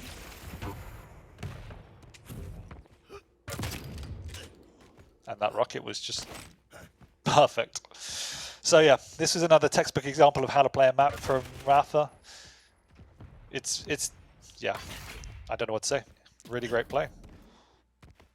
Championship level play here from Rapha, controlling the entire map, and as you said, just suffocating his opponent. Trying to live off armor shards, can't do it. Rapha's there. Trying to live off majors, can't do it. Don't have the timing. Rapha's there. There's more LG as well. What's his items for nosfa? Because I'll be surprised if he even had anywhere near as many lights as Rapha. 11 lights to Rapha 17, but more concerning, 3 heavies, 3 megas to 13 and 14 for Rapha. So yeah, just item control firmly in Rapha's grasp, even the lights. But again, in Quake Champions, obviously, you can't pick it up unless you're below the threshold. And so that just shows you how efficient Rapha is at using stack. And this is one of the differences that turns a great player to an elite player, is it's obviously you can run around the map fully stacked, but you want to be using it. It's a resource. And Rapha is the master at using as much of the stack as he needs to then continue to take the map away. It's definitely a skill that doesn't get talked about enough. And Rapha is so good at that side of the game that it makes your life hell, because you deal damage to him, it's almost hurting you, because you're going to deal damage and he's going to steal more of the map away because you've done damage to him. So it's really hard, and it's difficult to explain how hard it is. And chat, you heard it here from our financial advisor. Based on this game, you got to spend stack to make stack, okay? So write that down in your books. Make sure when you're dueling that you do that, taking the engagements at the right time to fall back on the items and deny them from your opponent. And it was a masterclass here. nosfa does get one on the board with the dire orb shotgun, but way too little, way too late. This one was firmly Rapha's from start to finish. And again, absolutely a masterclass on how to control the items, when to engage, and how to fall back on certain items, be it small or majors. Yeah, that's a soul-crushing victory from Rapha. That's where you just grind your opponent into the ground, Give him a swirly, I think, as you call it in the States. I'm sure you experienced a few of those at high school. Well, right now, yeah. I give one to myself because I don't have a hairstylist. But yeah, no, it was brutal from start to finish, but it was almost so brutal that you just kind of are like, whatever, that's done. I feel like if it was closer, it'd be more heartbreaking, like kind of like you mentioned before. Like nosfa was just like, look, I'm suffocated, I can't do anything. Whatever, put that out of sight, out of mind going into map number 3, because again, there's still money to be made. There's still position on the leaderboard to try and you know, contest for, but this one was just all rapha. And it's unfortunately what we said could happen on this particular map, and he has to, as you say, put it behind him now, move on to the next map, because map 1, from nosfa's perspective, was almost perfect. Again, going up against a Slash on a Blood Covenant is very difficult, and nosfa managed it well. Now, can he restore his confidence going into the final map, get that rail up and running once again? He's going to have to, if he's going to be even in with a hope of a shot. Yeah, as a reminder, we're going to get into Vale for map number 3, and it's going to be nosfa on the Galena and Death Knight for rapha. And as we mentioned before, Galena can be very strong as long as you get the totem positioning right, you get the economy going early to deny the tele play to get to the top level. But if you don't do that and you're running into flames, it could just be a nightmare as well. So it really is completely on nosfa to try and dictate the pace of the game early and make sure he sets up that defense and gets that overstack rolling for him. Yeah, there's definitely different ways you can play it, and the good thing about a Galena on this particular map is you can almost retreat into your Fortress of Solitude back in that rail area, the light armor area. If you can build that overstack up, you got the light to play with, you can maybe challenge and get the heavy. That's generally all you need, and you feel happy enough to play the map that way. You don't even need to look at the high ground if you're being bullied out of that space. So that's why Galena is a really nice pick here, because it gives you more options. But at the same time, as you say, if you can get that high ground, use the totems to block the entrance and play a nice, strong, fast-paced game, Death Knight, once he's burned his Flame Strike, not much he offers. So you're in with a shot at that point. Yeah, and you could kind of hear him, you know, coming from afar with the galloping hoofs too. So sound might play an issue, but we'll see. Map number 3, taking a look at the predictions, 86% for rapha. That's pretty on par with what we think, based on just the history and what was going down in this set. So we'll see. We'll see if nosfa has just a little bit left in the tank to try and take this one, but it's all on him. And rapha has taken the series officially, but he wants that 3-0. He will indeed. I expect it to come. Saying that, you know, it's always Vale generally when rapha decides to lose. It's his best map, and it's his favorite. His best map. I do remember. So we'll have to see. Again, if it comes down to the rail, and we've seen even players like Jane, you know, they can play just almost a solely rail-based game on this particular map. Use those angles wisely. You can upset anyone. It's definitely not without reason that nosfa could take this one away. Any given Saturday here, as we are live on map number 3 between rapha and nosfa. nosfa trying to get a map on the board in the series. LG in the Thunderdome early from rapha. nosfa grabbing the rockets, and he just takes so much rocket damage into the flames. Does he have a health bubble? He has 1, but rapha knows exactly where he is. Yeah, that was a bit aggressive to go right through there. I think he just actually wants to get into the landing area, but rapha shot that down. And Big Rock is actually should be able to convert here. Lovely rail from nosfa, but it's not going to be enough. rapha already taking the lead away. We'll cut him off here through the TP. Actually, won't even get through the TP, but they do trade. Best of a bad situation for nosfa. Really nice LG there. Spawn. Yeah, that's not even a good spawn though. rapha will actually get the items, and nosfa's on the back foot once again. nosfa not even taking the armor shard, doesn't want to get caught out. Opts for the other one instead, backs up into it with a good rail. Now it's LG on LG, but he doesn't get the beat on him in time, and he might go down, and he does. rapha with an early lead here, 4-1, a minute 10 in. And you can see by his movement that he's feeling confident, able to play the map so quickly. Got both major items on lockdown now, and nosfa is really clutching at straws. Running into the Flame Strike is not what you want to do! No! nosfa, please! Yeah, not the play, as he loses out on the lights as well.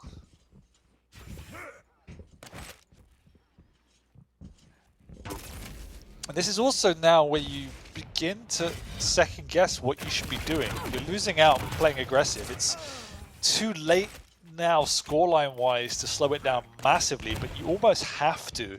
And you're in this catch-22 where you almost feel obliged to continue the pressure, but it's not working. None of these frags has been, I guess, a dirty frag. They've all been fairly clean from Rapha's perspective. nosfa has managed to get onto the Mega, so good timing there. Rapha will just back on out, take the high ground away, set up for this next heavy. It's been a perfect start from Rapha in map 3. Trying to do some damage from up above. A little bit of a tickle from down below as the rail does connect from Rapha. nosfa just playing with the idea of going through. There's the rocket jump and just gets by. Not bad at all. Glimmer of hope here is Rapha now a little bit early on the Mega, but just in time. The totem will heal him. There's another one, but Rapha just pins him in the corridor. Just nothing but LG. Yeah, I mean, I actually thought it was the right play for nosfa, but he got himself stuck into a bit of a corner there, and you could see the thought process. He did a good job to steal away both major items, but Rapha made sure he was in position to punish both pickups. nosfa should be able to get a frag here. I say should, with a big capital S. He does eventually. Rapha tripping on a rocket right now, giving up a frag to nosfa. And more importantly, map control. Both items in his possession. Totem's going to be up in the pocket in 2 seconds as well. There's LG on LG. Rapha drops down, gets caught off guard a little bit, but does good damage.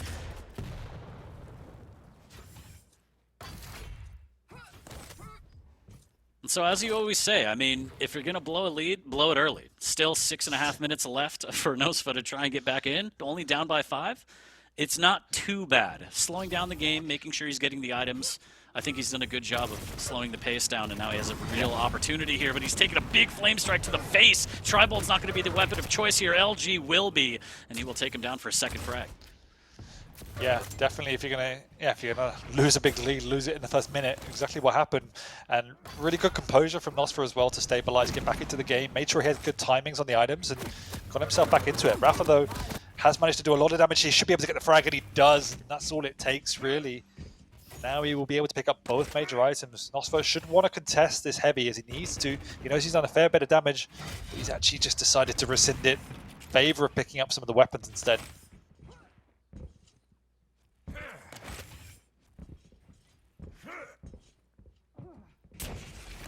Ooh, just missing out on that rail, but so does Rapha. Luckily for nosfa here. If you can't do damage, don't take damage, but now he's at natural stack, and that is a fantastic rail from Rapha. Fully vertical, hits a double as well. Yeah, you can also see Rapha somewhat slowing the pace down as he has begun to respect the aggression from nosfa as well. Also putting up some good defense, and so Rapha slowing it compared to the first few minutes. But when he senses an opportunity, he will go full steam ahead. As I said, just using that stack, picking up the light, picking up the heavy, pick up more resources. So good at knowing how much damage he can take, and that's what he's done once again. And perfect rail off the spawn, another conversion. Just making it look easy here as we're past the midway point. And nosfa just seems to be struggling. He's getting locked out of the map. He's living off lights, luckily for him, but now short-lived as the flames and the shotgun cut him down. And I think, Rapha makes it look so easy. When he makes a move, he's rewarded for it, whereas nosfa has to work so hard for everything. We'll get the light, heavy, should I say, this time. Rapha's just going to let him stay alive for half a second more, count his blessings before scooting along to pick up the light and the next Mega. And it's rinse and repeat for the American. So in this position, is there anything you think nosfa can do to even get back into this? I mean, the aggression isn't really working. It's pretty tempered now. It's going to sound obvious, but yeah. Rail, try and get the high ground as he's done here, do some damage onto the pickups, but it's obviously very hard. He's going to try and go aggressive, but every single frag he goes away makes it even harder to get a comeback. And as I said kind of early on, you're now caught between two minds of how much you need to take risks. And with 4 minutes to go, woo, okay. With 4 minutes to go, you have to take lots of risks. That was a beautiful shot. But again, I can't help but feel like a small highlight reel in a big loss says 11-3. There's still a lot more work to be done, but you do love to see it. The highlights is where you make your fame, right? That's where you make the money, baby. That's where you get the sponsors. Look at that rail. Oh my God! What rocket retaliation. Come on. Just getting through the telly.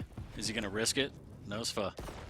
Oh, Rapha pulls it out with 1 HP, or damn near 1 HP. I couldn't even tell what he had, but it was very, very low. And now he gets caught out at the armor shard, but Rapha's struggling with the rockets a little bit. The shotgun isn't going to land as well. But another rail coming up clutch from beyond the arc. GG. Dan has officially called it.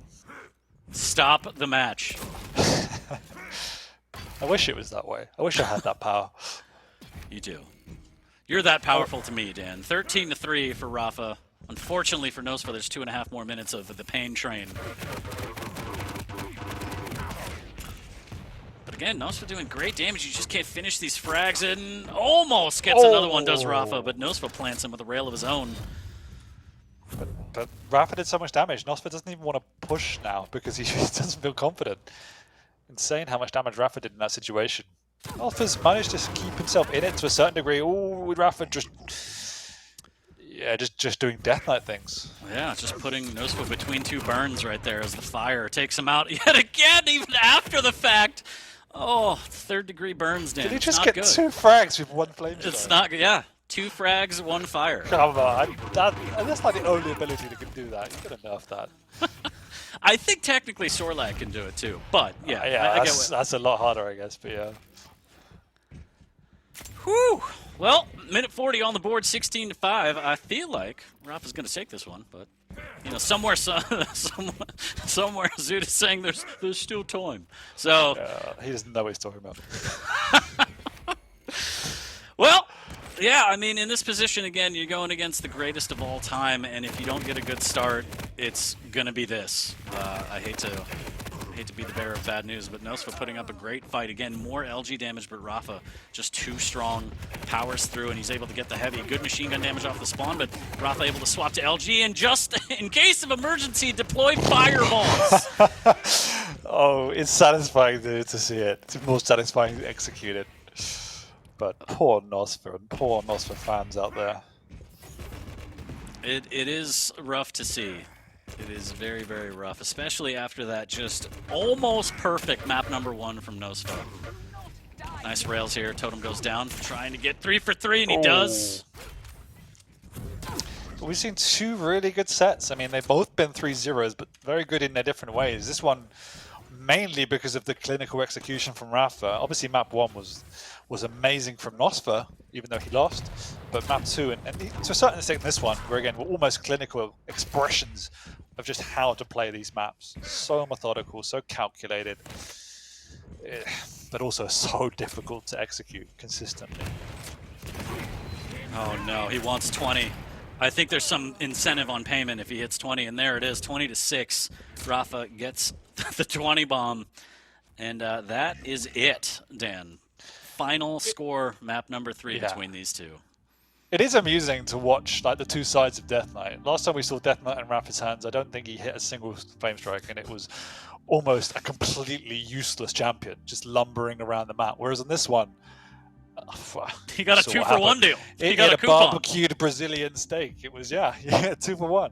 It was incredible. Yeah, again, the Rapha show through and through. I think map number 1 was definitely a toss-up and nosfa's best performance out of the set. Very, very close one, but Rapha does Rapha things, able to take that back, and then from there, Corrupted Keep and Vale was just clinical, as he said, as we've come to know and love Rapha for his play, just putting on a performance for everyone in the chat. But I have to say, particularly like map 2 was just almost perfect from Rapha, from start to finish, really. Every decision he made, everything he did in the map worked. The way he rotated, the item controller, that is a map you should watch time and time again if you want to learn how to play Duel well. This one was almost as good. This would definitely have felt better in nosfa's shoes. He would have felt more competitive than map 2. But obviously map 1 was the star of the show in terms of how close it was throughout. Yeah, no, I mean, no better of a welcome home than a big 3-0 here in the Quake Pro League for Rapha. That'll seal it between these two as we take a look at the final stats for map number 3. And again, a fantastic performance from nosfa on map number 1. It's just like you said, Rapha doing Rapha things, especially map number 2, damn near perfect. But that's it for set number 2. We got 2 more on the way, Dan. Time flies when you're having frags. And it's us. There's no Papa Wheat to control those insanity. He's left us alone. It's Yes. fantastic, and I can't wait to be an absolute DJ. But we're going to take a quick break. I'm going to rest up because I talk a lot. We'll be right back with more Quake action. Don't go anywhere.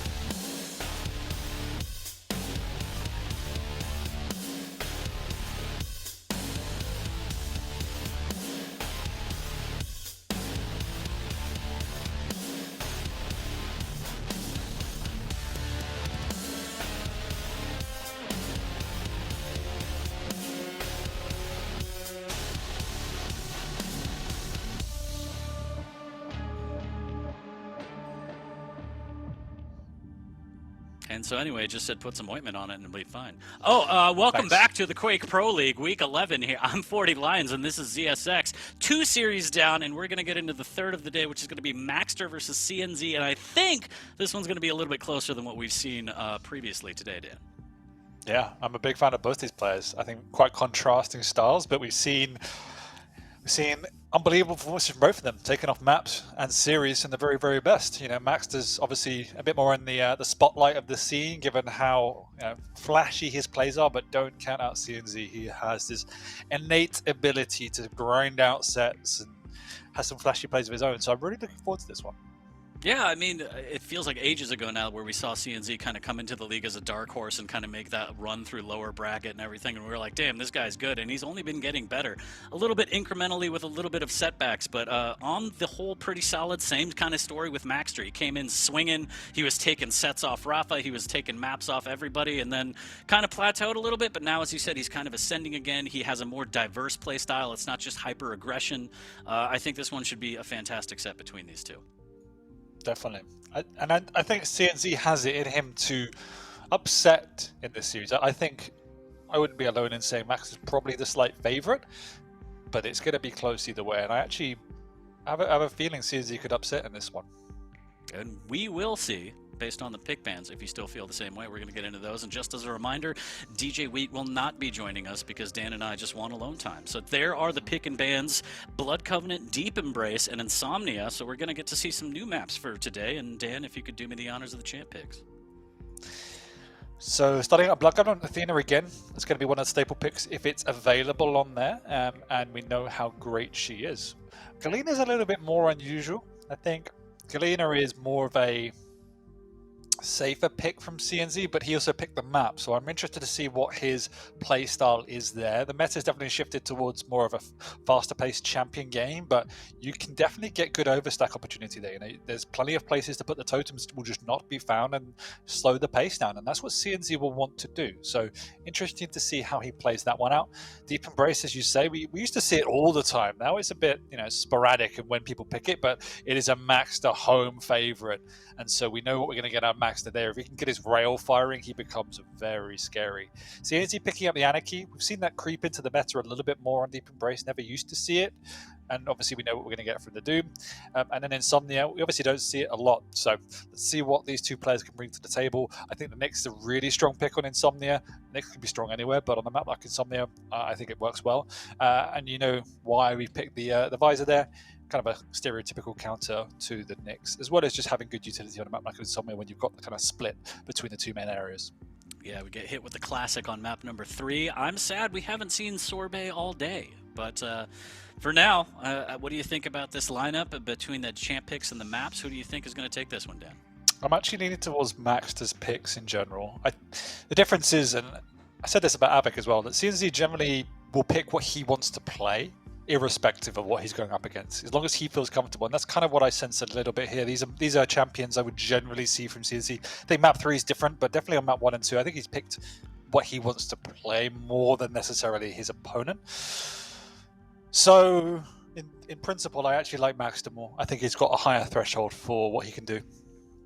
I can dig it. Taking a quick peek at the predictions, because you know I love numbers even though I'm bad at math. 62%, 63% fluctuating for CNZ on map number 1 between these two players. So interesting. I think this one, like we said, is going to be a lot closer than what we saw in the previous 2 sets, and I'm looking forward to it. We'll see. Like you said, CNZ kind of picking what he wants to play, and that means that he wants to be able to dictate the pace of the maps as well, because he wants to run the whole show, and we've seen him do it before. We'll see if he could do it against Maxter as we're loading into map number 1. I think just because of the picks now, like I said, this series, should I say, was 50-50 in my mind. I'm going to lean towards Maxter, but I'm still going to say 2-1 because I think CNZ has more than the capability to take a map and the series away. But just because of those picks, I'm just going to lean towards Maxter. Sure, and at the very least, he will have the best posture. That's it. That's what I've come to know and love about Maxter. Just best posture in the league. I'm sorry, everyone needs to up their game, myself included. It's immaculate. It's absolutely immaculate. I'm sure he drinks water and eats lots of vegetables too. And he eats at the best restaurants. Anyways, we are loading into map number 1, so apologies for those that were expecting a DJ Wheat appearance. He's doing retired old man stuff. I don't know. Quite literally. I don't know. We're here. You got us. You're stuck with us. And we are getting into map number 1. I hear it. I swear. I'm not lying to you, chat. It's going to be blood covenant between these two. Quite the battle at hand. Athena versus Galena. And we'll see who's going to take map number 1 and get this series started on the right foot.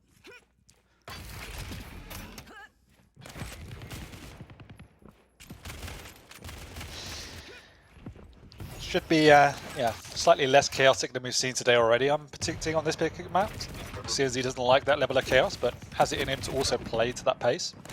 Maxter, initiation damage, but doesn't have a rail. Quite happy to cut off all the angles and actually take CNZ on, who goes barreling through the choke point. Maxter's more than happy to oblige to take that fight on, and he does cleanly. They're both pretty unhealthy, though, so retreat to their respective sides of the maps. But there we go. Maybe I'm wrong. Maybe it will be a bloodbath. Yeah, a bit of a skirmish there. Both players were tender, but they restacked this pretty well. Lots of machine gun damage. CNZ living and dying by the rail, and again, both players extremely weak. But items up for both in terms of the majors, so they should be able to restack. CNZ actually gets the best of it as Maxter has no armor to his name. Is going to recoup on some rockets here. CNZ just missing out on an opportunity for more chip damage. Maxter sans rail here, needs to be very careful of this engagement, trying to rely on maybe some Hail Mary rockets. Gets a little bit of a chip with that one, but definitely wants to make his way onto the rail sooner rather than later. A little bit of a dance here. Good LG as CNZ actually jumps across to deny that armor shard. Yeah, and this is a good, clearly the game plan from CNZ, and Blood Covenant is probably the best map where you can contain that rail because it's a very vulnerable position to go and pick it up. So CNZ is doing a good job by just positioning on that side of the map, playing slower around that area. He's all good, bounced up the jump pad though. This will be a big engagement. Maxter doesn't come out on top. CNZ connecting with more and just having more of a stack. First blood CNZ. And you see he's actually going to build this other stack down in this area here. You're never going to go in there. He does get hurt, I believe, though, Maxter in the area, so he might go out of his way to try and take that out. Does get himself a rail, but it eats some damage for his troubles, and that's the best of the situation you want as a CNZ fan. And he's playing this one spot on, as one would expect. And that missed hook was going to be a perfect cutoff into Rocket, potentially tying frag, but instead he just has to settle for some damage, and CNZ has already recouped here. And that's a great rail from the stairwell, the fortress that is Galena right there. Absolute nightmare if Maxter makes a false move going into there. And CNZ holding strong onto this 1 frag lead. No, but there is a time and a place where Maxter has to try and go out of his way to take that down. Because otherwise, CNZ almost has a permanent oversnap in his pocket, a permanent mega in his pocket, which means he doesn't have to take the risk to go over to that side of the map.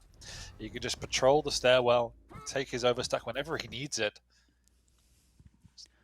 So whilst it's difficult, Maxter will be more than aware of this. You know, it's not a secret that that's the place you're going to put them if you're playing heavy side.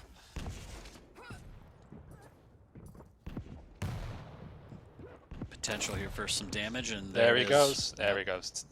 Easy cleanup for Maxter. Now he has positioning on the heavy, and instead he's going to take the fight to CNZ. Wow. Woo! What a rocket from CNZ in retaliation, but the play from Maxter was spot on, catching it completely off guard, and this is why Athena is such a fun champion to watch. It is 1-1 though, so now it's Maxter's turn to see if he can control this rail area, because that's what CNZ's been playing around. So if he can take that weapon away, a lot of the utility and game plan from CNZ is gone. But he's lost the overstack as well, so he's almost got to reset mentally and start again. Oh, just lining up the rail, but he doesn't even need to line it up. He flicks back to it and gets some good damage there. Looking for a little bit more as he makes his way towards the heavy.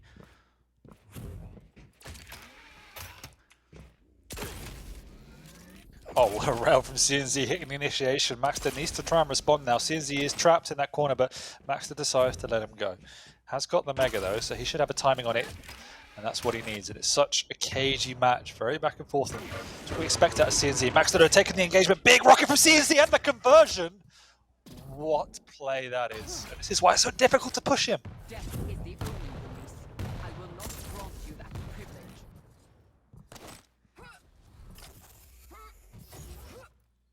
So trailing by a frag. Maxter looking for a rail, but CNZ nowhere to be found as he drops down, takes the telly instead. No LG for Maxter. Does need to keep that in mind for these mid-range fights that may break out. You can see what maxter wants to do, and he's making the right moves. It's just he's running into perfect execution from CNZ. He knows he's there. Actually, maybe shouldn't have had that weapon out. maxter pushes up. It's quite low, so won't make any more advances off the back of that. CNZ, he's happy to trade, but no, maxter's in position to do some damage.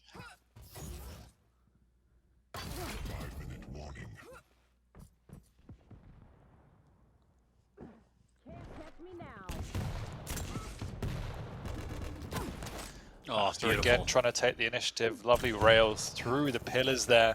CNZ is just playing the choke points, trying to push on up, but that's another dangerous move. The rails where it's at, connects again.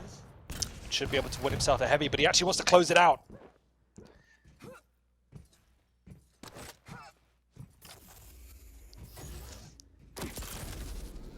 Good damage after the Mega. Still a little bit of an overstack left. maxter looking to melt that down, potentially get the tying frag. There's a good rail. It's a big opening. The shotgun just chipping down CNZ, barely alive, and there it is. The buckshot lands. maxter's able to tie it at 2. And you can feel the momentum shifting just by watching this. Oh, nearly hits that rail. That would have been great, but there's the second. He does hit that one. And you can feel that CNZ is on the ropes. Now he's just playing keep away rather than playing positional, rather than playing the items. Needs to get it back into this set, find a solid position to defend it. Otherwise, maxter is just playing almost a free reign, which is scary going up against the Athena. And so often he was hitting those early shots, the initiation rails. Oh, Since he beautiful. has started to miss, and that is why this momentum is shifting so heavily. Struggling with the rail is 72% for maxter, 45% for CNZ. And it shows a little bit as maxter dive bombs, trying to read where CNZ is. Good damage from the bridge for CNZ, and now he can retreat onto the Mega as the heavy's picked up by maxter. And that's what he needed. He just needed to connect and have a little breathing space. It is very, very painful as a light champion in particular to be on the receiving end of a rail or some big damage. And now you can see that Max is himself taking it a little bit slower than he was just even 30 seconds ago. And CNZ has that position he so desperately wanted. He's also won himself a heavy, and you can see, even though he's been on the back foot, he's maintaining that timing. Equally, maxter is as well. He's got himself onto that Mega. CNZ actually decides to switch to the heavy machine gun, which I like, because that is the consistent damage he needs. maxter needs to re-up on rail slugs, as you saw there. Realizing he didn't have any more, and now he's going to make his way towards there temporarily. Just making sure that it's safe first. Having to utilize the machine gun on the LG, just dead on accurate. CNZ pulls ahead by 1 frag, but good damage done by maxter, and he's following up off the spawn with some brilliant machine gun. He's taken it, but he's got nothing to work with, and CNZ will want to try and keep the pressure on him, but maxter does get himself away. CNZ is going to try and defend the rail. If he does so successfully, maxter's in a bit of trouble now for the final 2 minutes. There's not much he can do without making a really risky play with his grapple again, but CNZ will play in the open areas, knowing there's not much he can do from a distance. And he might not even leave this side of the map. He might just want to control the rail now, which he does. Having hit that rail, though, that's a different situation. Now he can push on in. maxter even misses the Mega. He gets out, but with what? And at what cost? He's so low, and he cannot afford to give away another frag. He should have himself a rail now, so that's the only saving grace. But look at the health 40.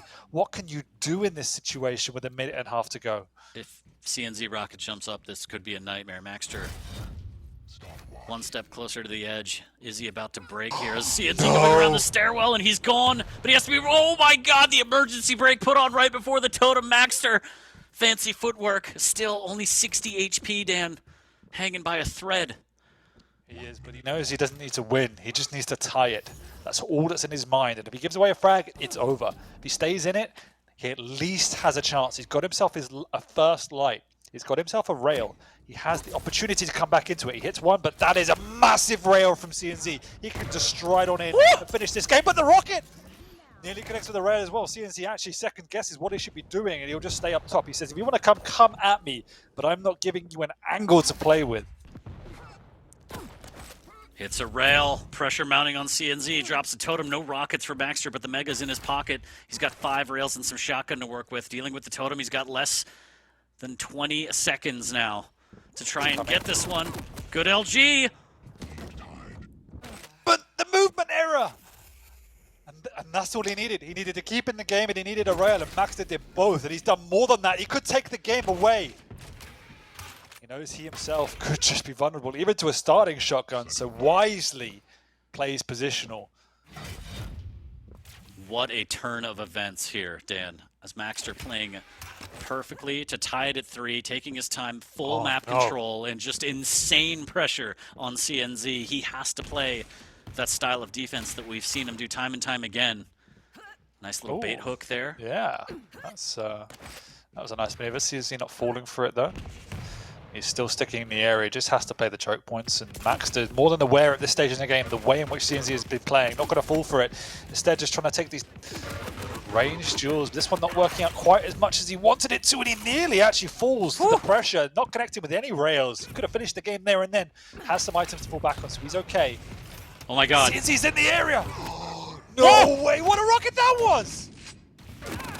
Has to be here. No! And he goes on, he misses! What? How did that happen?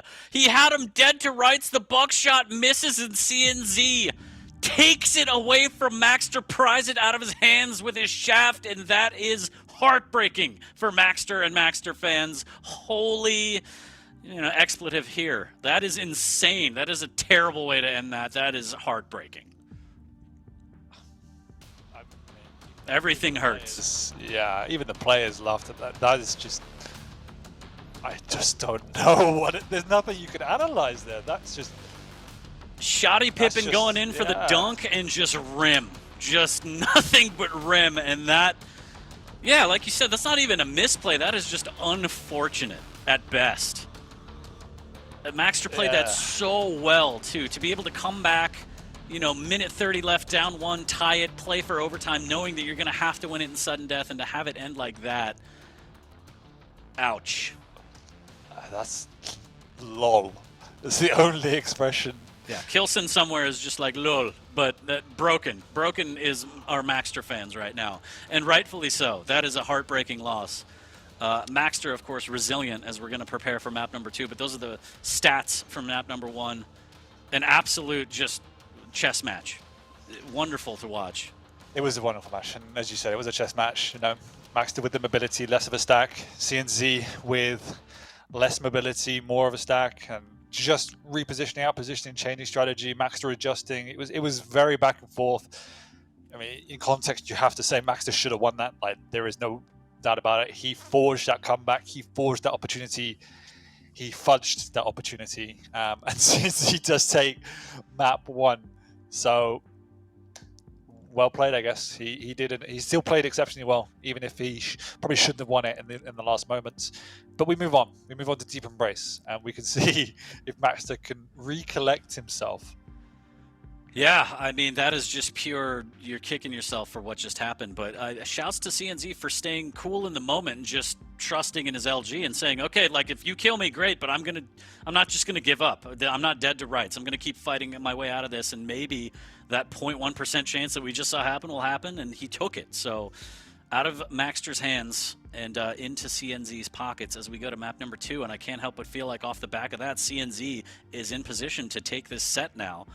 And that is just so much going through Maxter's mind, I imagine. Or maybe it's just, well, that sucks. Next map, please.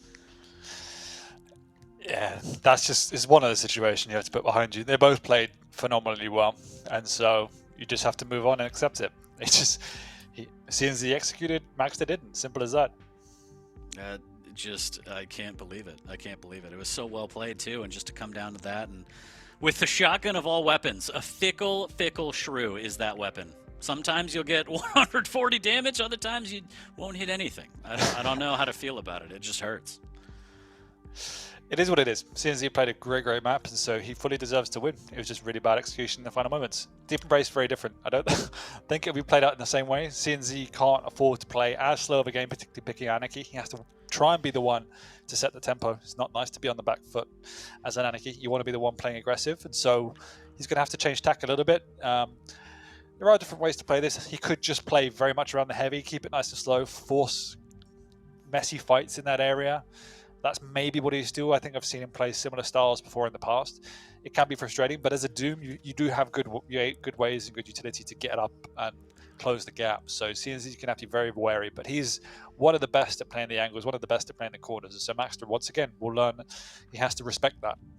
Oh, he gonna learn today. Maxter is doing a quick restart, changing some settings after that heartbreaking loss, so we will get into map number 2 shortly. But I'm more interested to see, again, with the Doom pick, the Berserk is more of a movement element than anything. So off the spawn, I want to see if Maxter utilizes that in any way to try and take full control of the map. Against an Anarchy, going to be tough because, again, very speedy boy. But I would be interested to see what Maxter does off the spawn with that Doom in hand. But yeah, still reeling from map number 1. That is quite the finish. One of the more insane finishes that we've seen here on the Quake Pro League. Yeah, what it really was, particularly the way in which Maxter even got it to overtime. That was pretty phenomenal in itself. So to lose it was heartbreaking. But he is 1-0 to CNZ. I said it should be a 2-1 to Maxter. So let's see how that one plays out. CNZ is well in this. But this is Maxter's map choice now. And it's actually, well, it's his best map in my opinion. And so I do expect CNZ to try and slow it down because Maxter, as we know, will want to play fast and rail based. Looking at the predictions real quick, 61% in favor of Maxter. Shouts to Dramas in the chat cheering on his teammate. He knew he had it all the time, and it's completely fine. But yeah, 61% in favor of Maxter on map number 2. I think they saw the magic that Maxter was working with, and they were like, can't believe that didn't work. They dropped the lamp at the very last moment and it shattered. But map number 2 is a brand new start, and we'll see if Maxter can have a better finish on this one here as we are loading in shortly. Thanks for waiting and hanging out with Dan and myself as we get map number 2 prepared for everybody. Exciting times. Well, at least they maybe enjoy hanging out with you. Me? I miss you. One day. No, I didn't say me. I said what? At least chat would me. enjoy. Oh, I thought. Sorry, I'm just. Yeah. No, we could be friends one day. That's cool. So Anyways, map number 2. Oh dear. Oh dear. All right, map number 2 live here between Maxter and CNZ. Let's see if Maxter can shake that map 1 loss off and get back on track here. Oh, missing Oh, shotgun. for no missing shotgun. Oh, Mind. Maxter. I love it. Aggressive play from Maxter off the bat with the lightning gun, going up the jump pad. CNZ not in position, actually kills. Oh, he doesn't. He uses the shotgun. Brave man. Oh, he's pinned him as well. Actually swaps to the shotgun this time. CNZ already on the ropes. Max doesn't even need the rail. Yeah, I mean, right after that situation, he goes right back to the shotgun, and he's like, I swear this thing works. So, I like it. Good confidence, as you said. Maxter up 1-0 early. Going to be able to get a clean heavy on this one and make his way onto the rail for the first time this game. Nice and slow. And you can see the respect from Maxter. Understanding, you know, CNZ is more than capable playing on the defense. Actually afraid to push on out into the mid-ground. Knows where CNZ is. And actually, he's the one now slowing it down.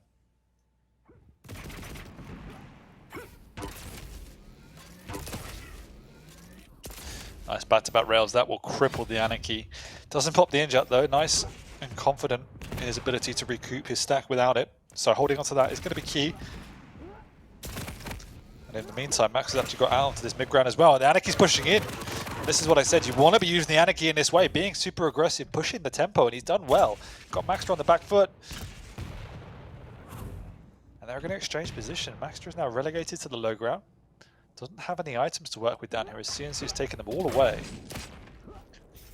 Little shotgun blast, but damage firmly in CNZ's favor as he lands a rail. Mega will go to Maxter as he misses with a rail, and he needs to be careful. CNZ going through the telly here. Now Maxter caught in a bit of a pickle. Has 1 rocket to work with.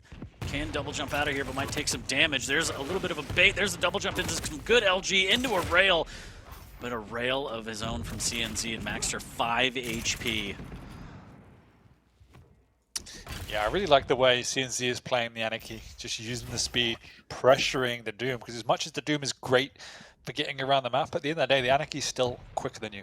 And so CNC is abusing that fact to push positions earlier and force more of a reactionary play style out of maxter.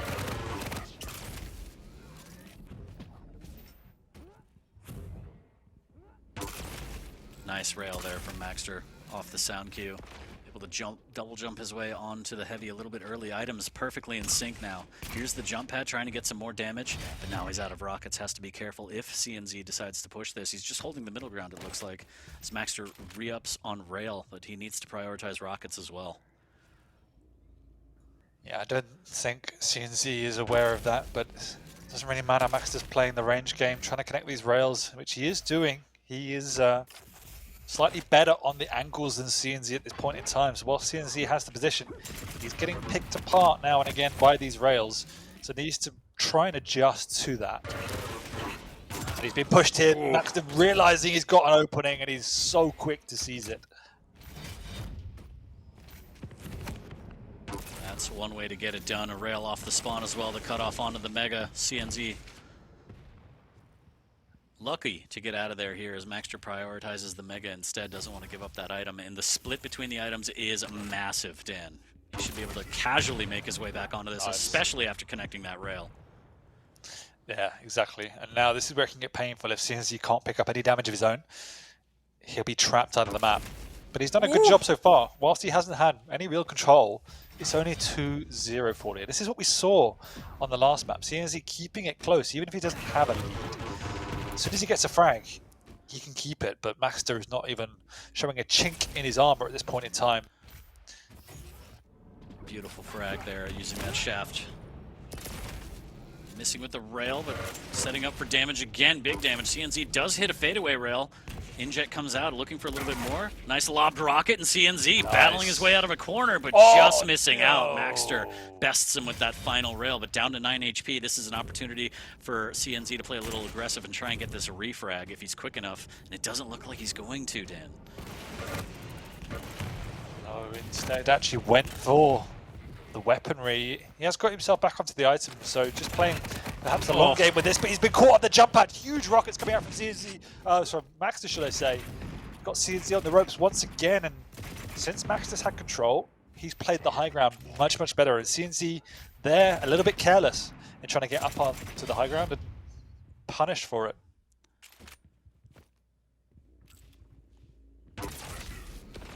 Beautiful rail from maxter. Unreturned for CNZ. Inject used as well. There's another rail right on top of the Mega. Luckily for CNZ, grabs that on his way out, but maxter just patrolling this high ground, doing his rounds, doing a very good job here. Fantastic rocket, nice, but my God! Okay. Okay. That's a bit of glory through that hole there, Dan. 5-0 for maxter. What a shot. What a combination. Hit him with a two-piece, long distance.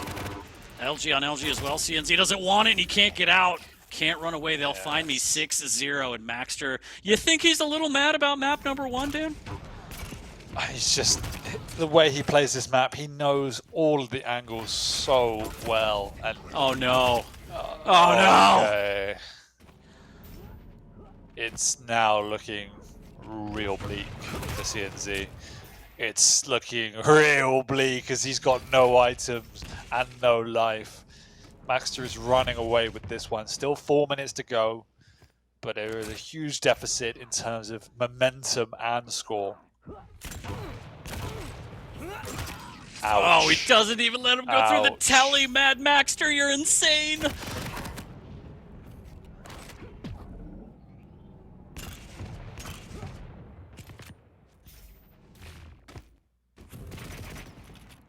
This is just one of those performances similar to the rapha one earlier, which is just a clinic on a particular map. And there have been moments where Max has had to slow down the pace, and there's been moments where he's pushed the aggression. His decisions have been spot on, his executions have been there, and he's just understood how, when, and where, and what to do. 7 minutes for the first frag, Dan. That is insane to be locked out of a map for that long. Now, can he make it count? Can he follow it up? this is also why Anarchy's a little bit hard on this map in particular to execute. Because if you get out of control, you get out of momentum, the snowball is strong. So he wasn't able to prevent that in the long run. But at least now he's on the board and got himself back a semblance of control for now. Max is positioning, but he's really early for that. In fact, he's just trying to get away at this point, seeing as he's chasing him down.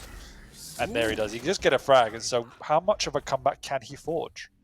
Yeah, CNZ is not done yet. 8 frag deficit. He might cut off here. I think Maxter just caught a glimpse of him for the double back. There's a fadeaway rail, but the LG will push him away. And, you know, for 7 minutes of this map, I'm going to say one of my favorite things that Ketchup says. He didn't allow CNZ to play the game.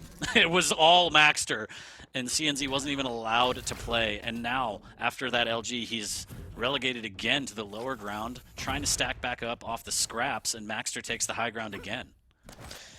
Yeah, and even it wasn't one of those performances for the most part where Maxter had dominant control for the whole game. You know, it was pretty 50-50 for the first 3 or 4 minutes. It was more Maxter just knows how to play an aggressive defense. The way he wasn't pushing out, he was picking angles, pulling CNZ apart until he found the right moment to execute. And then the snowball began to happen. So that's why it was a really impressive performance. But CNZ is still very much putting in some great shots and building his way back into the set. It's just one of those where it's too little too late. Wow, and Maxter trying everything in his power to melt him down, and he can't do it. Inject is up, 25 at hand, risking it for the biscuit. At this point, he has to with a minute left. But I don't think that the magic will be there for CNZ, unfortunately. There's just not enough time, Dan.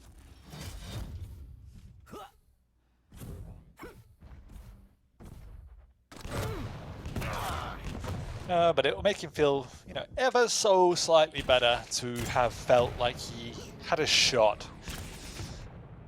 But it is now going to move on to 1-1 as we move on to Insomnia. And this is where we're going to have that Visor against Nyx. What are you feeling, 40, from what you've seen in this matchup so far? Hitting him with a classic on map number 3 to decide it. First of all, I wouldn't have it any other way. Beautiful rail from Maxter there. But on Insomnia, I feel like Nyx has the slight edge. I mean, there's so many tight corridors, so many wall jumps you could do to evade damage and just get across the map. The vision... Oh, no! Okay, a little bit of a swim. Just a dip to cool off. In my opinion, I feel like that one is going to go... advantage, at least, to Maxter. He may not pull it out completely, but I feel like based on the champ pick. Okay. Good to know. As that seals up map number 2. Maxter with a dominant performance. As you said, a little bit back and forth, but still the scoreboard was all Maxter there for the first 7 minutes. Took a long time for CNZ to just get on the board, all that work he had to do. And yeah, it could have been that Maxter had the series, but because of that one flub with the shotgun, it is now going to map number 3 to decide it. So this one's going to be a close one, Dan, on Insomnia. Yeah, it is. I think partly on this particular map, said Anarchy is not the most picked champion on here. It's quite difficult to execute well, and we saw exactly why. The Doom is the staple if you want to play something like a Doom, because it's so easy to play. And I actually didn't really see the use of the Berserk pretty much at all. It's just all about that double jump, getting in the right position, having a decent enough stat to take these fights. But the way Maxter reads this map, he knows the angles inside out. He not only makes it very hard for his opponents to hit him, he just smacks you down with 70% rail. Like, that's why it's so difficult to play against Maxter on this map, because you're constantly on the back foot. Yeah, that's a brutal rail to deal with there. As we take a look at the stats for map number 2, CNZ is going for a bit of a restart, a little bit of a breather too. Maybe he has some settings he'd like to tweak before map number 3, as it's all on the line for this series between these two. Next map takes it. And like we said, it's going to be Insomnia, Nyx versus Visor, the Classico, and it should be a good one. I feel like based on the first 2 maps, play styles, the champ picks on this one, it's going to be a close one. Definitely another chess match, in my opinion. Or it could just be a bloodbath, Dan. I don't know. No, I expect this one to be quite slow-paced. That to play, he wants to play tactful, and you know, being a Visor, it's quite hard to play super aggressive, and particularly against the Nyx, you want to be more reserved. So this will definitely be more of a chess match. Don't really know how to read this one. Haven't seen these two players play this map an awful lot, so it's always difficult without that kind of knowledge going into it.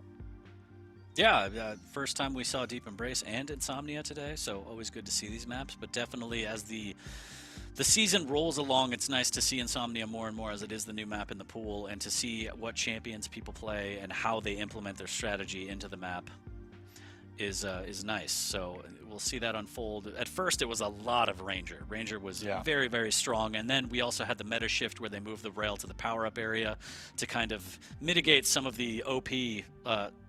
Well, I mean, the whole spot was just OP, to be completely honest. So yeah, it was just broken. That was just broken. So they fixed it, and the map plays a lot better now. But again, we're still kind of seeing the evolution of what champions are used and what people prefer. So definitely going to be interesting to see Nyx versus Visor. I'm not sure if we've seen this exact matchup on this map before. It may be the first. I definitely haven't casted it, so yeah. So we'll just flee us somewhere running the numbers right now. But for now, I'll just say that this is the first time we're going to see Nyx versus Visor on Insomnia. So debut match here on map number 3 in this set between Maxter and CNZ. Yeah, I'm not. I generally prefer the Nyx pick on here, but it's obviously going to come down to how well they play, right? But I think in theory, Nyx is slightly more impactful. It has just the highest ceiling, if you want to use that word. But we'll honestly have to see. The way Maxter was railing in the last one, this map again is a very rail-heavy dependent one. I can see CNZ trying to slow it down, play around the mega area where you can play that choke point. But Maxter will want to try and pick up that rail, get on that ledge, play the angles. That's the way I see this one going down. I agree. I feel like, again, the edge does go to Nyx, but it's all in the hands of the player. 66% in favor of Maxter on this one in the predictions. I think we kind of echo the same thoughts here on this one, thinking Maxter, you locked in your Maxter 2-1 and potential right here. I actually probably would have expected this one probably to go CNZ's way out of all of them. It's a map where he can slow it Technically, down. a lot of people would argue that it should have, based on map number 1 in the ending, but we'll see. But it's a map you can slow down better than the other ones, and that will favor CNZ's playstyle. So if he can do that and frustrate Maxter and force the Ghost Walk out, then he's going to be in a great position. I do expect to be close either way, though. Yeah, this is a bit of a narrow corridor on here, just a lot of them. You take away the rail angles, then you force your opponent through the choke points, and that is CNZ's bread and butter. So we'll see if that's exactly what he can implement. Again, Nyx with the wall jumps can get around the corners a little bit easier, and you got to be careful where you're placing your rockets, because she can just wall jump right over them. Also, the invis, we might see some aggressive plays here, but we are loading into map number 3. We are going to see exactly how this will unfold for all of us here. Map number 3 between Maxter and CNZ here at Week 11 of the Quake Pro League. And yeah, this is shaping up to be one of the best sets of the day in terms of, mano-a-mano, just how close these maps are. Kind of how we expected to go throughout the day, really. It's been a really good day so far, and this is just showing how close the league is.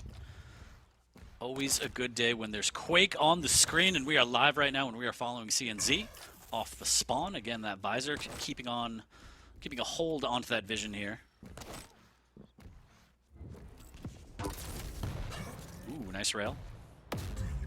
Trying to make his way onto the rockets here, but didn't pick them up, doubled back, and now he popped that vision, knows exactly where Maxter is. Almost into his open arms, almost gets the LG tickle into rail combo. Here we go, already taking those angles away. Needs a rocket though, but has the items at his disposal to still trade. And this is often the way you see Insomnia played, is that because of the dynamics and geometry, players are quite happy just to stick to their side of the map rather than taking the risk to go through that mid-ground.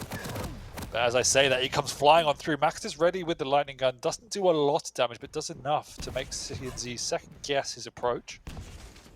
But he's the one with the higher ground. Maxter without any armor to work with as well. That's why he's playing quite slow himself. He's caught CNZ, bounced him. Luckily, does bounce back down and forced to pop out the piercing sight. Beautiful rocket, but Mega goes to CNZ, so it's all fluff damage here, as Maxter does have a rail now. Creeping away, might get some free damage here. Big 64 into 15, more damage into the LG should be enough, but that defensive rail saves CNZ's life. So clutch, Dan. I mean, the rocket that knocked him away was superb. Both doing huge amounts of damage to each other, so we will reset for another round of items if they just want to feel confident to take any of these engagements. Piercing Sight comes out once again just to confirm there were no shenanigans in the area. But he has got that. We reset once more.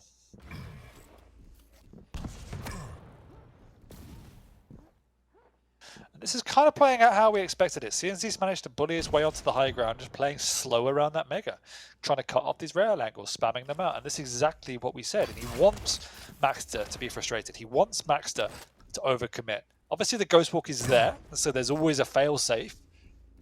But you need to force it to happen. maxter ready with a double rail through the peak shot right there. And here comes the Ghost Walk. He's actually caught him up here now. Can CNZ get out unscathed? The question is, the answer is no, in fact.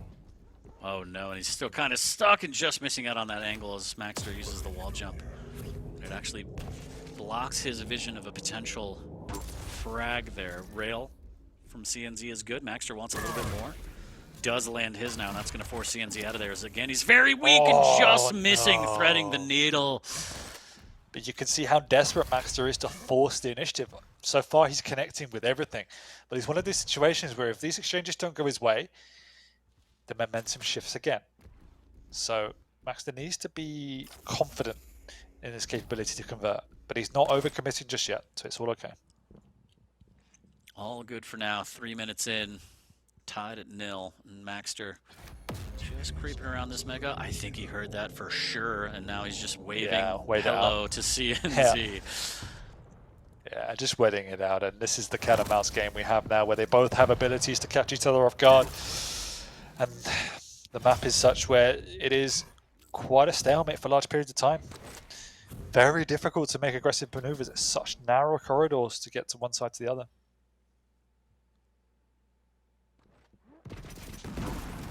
Oh, the tri-ball just missing. And that rail, CNZ down to 13 on maxter. When maxter goes in for another rail, but CNZ ready with the machine gun. He puts the first frag of the map on the board and in his pocket. maxter right back onto that rail, down to 76, but does have the Mega and Ghost Walk and the rail. CNZ so hurt, steals away the heavy. And maxter not confident enough to try and push it on that. No, it's actually really hard for maxter now to actually make a move without... Because whenever he hits these initiation rails, even if he follows up the Ghost Walk, it's expected. CNZ's already retreating, so it is really, really tough to pull out maneuvers with the Nyx here. And someone like CNZ, who is the master of playing these slow games, you've got to do something pretty special to get a frag. See how special it gets here as the rocket into rail combo just misses, and maxter has him where he wants him. He just can't land the damage. There's the armor shard pickup, and there's a little bit of rail damage to part ways, but CNZ gets out alive, still has the 1 frag lead, but for how long, Dan? maxter knows he's got CNZ weak, so wants to make something happen, but without hitting any rails, he has to retreat, and that gives a lot of breathing room for CNZ. But saying that, maxter's come flying back in. He's got him trapped in the corridor. He has to make this count. And he does, with the rail, in fact, of all weapons. He's actually out of rockets, so he has to go in with the lightning gun, and he does with the conversion. Beautiful play there from maxter. CNZ, I guess silver lining, does steal away the Mega, but didn't really do a ton of damage to maxter, so maxter should be able to get back in on this heavy shortly afterwards. Really nice play on that heavy to double back and take it away. Extra nice to maintain timing and that presence of mind throughout. So maxter's on form at this point in time, but it's still 2-1. He catches him through the TP once again. Can't get the finish just yet. CNZ sticking around, but neither one of the players connecting. Long time before the next round of items, so it will now reset once again. But maxter catching him out again with the double back twice now. So smart from the Argentinian. You gotta love it here as maxter takes the 2 frag lead. Should cut off here at the heavy. CNZ full commit with the nails, and that's gonna cost him his life. It's not! The shotgun comes up huge! Oh, shotgun MVP this series. Oh my word. Wow, man.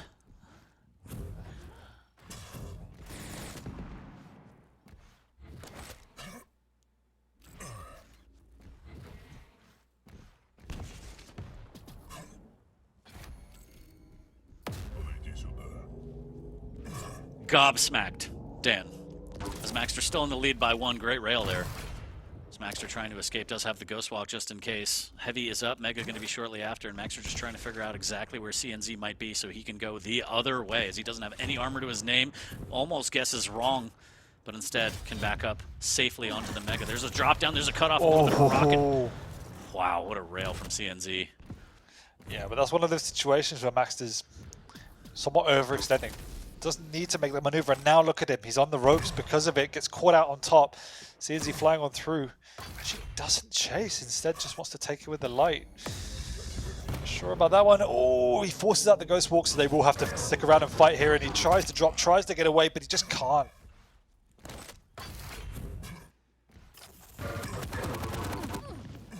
Oh, and the machine gun just enough to stop CNZ from getting on the platform and finishing that kill as maxter steals away the heavy.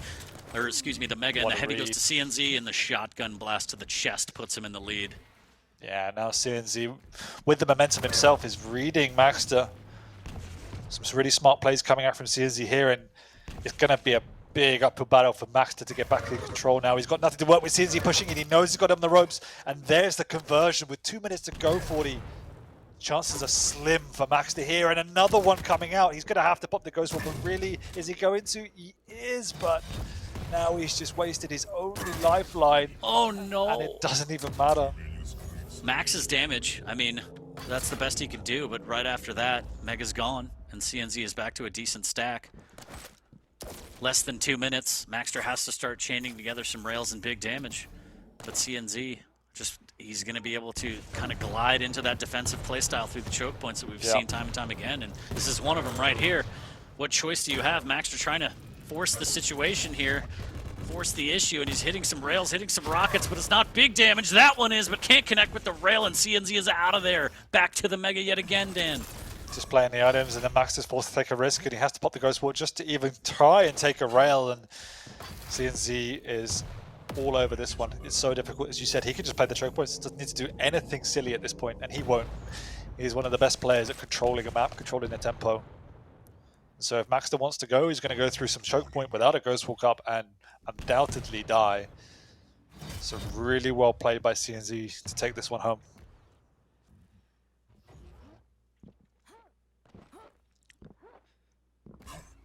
Perhaps the final Mega in maxter's pocket now, as he has to just start pushing pedal to the metal right now. 40 seconds remaining. Ghost Walk in hand and popped for an aggressive play, and CNZ can just escape up the jump pad. There's the rocket jump, nice and aggressive, but he's not landing the damage he needs. Instead, CNZ doing good damage to keep him away. And we go again. There's the vision pop, so he knows exactly where maxter may be aggressing from, and this one is over, Dan, just like that.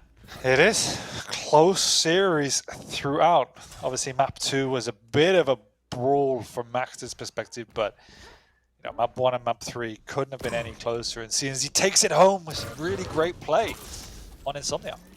Wow. Beautiful. Beautiful sequence there to end it. 7-3 officially, the final score on map number 3, and CNZ takes this set 2-1 over maxter after just such a close map number 1. A bit of a blowout on map number 2. He comes back poised, takes map number 3, and you know, maybe Nyx isn't the best pick. I mean, CNZ's playstyle with the visor was just chef's kiss on Insomnia. Nyx is one of those picks with highs and lows. We saw both sides of it today. I did say this is the map I would have expected to go CNZ's way in a 2-1, and he won it 2-1 in the end, with this being one of them. So really well played. You know, you can see how hard he is to break down when he gets to set the tempo. He gets his control. He's so smart. He reads players extremely, extremely well, and just knows how to control tempos, as well as having some incredible aim throughout. So really well played by CNZ.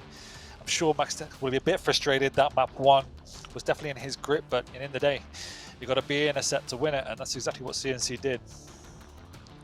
Absolutely, and shouts to the 32% of you in chat that predicted that CNZ would take it. Big winners. Big, big winners. We're all winners when we're watching Quake, but those are the stats for map number 3, 7-3 officially done and dusted in Insomnia, and that's 3 series under our belt, and we have potentially the biggest one yet. RAISY versus vengeurR coming up shortly. These two have won back-to-back 2v2 tournaments, and now they have to turn on each other, Dan. You don't want to miss this one if you're a Quake fan, so we're going to take a quick break, and we'll be right back with the last set of the day, RAISY and vengeurR, shortly.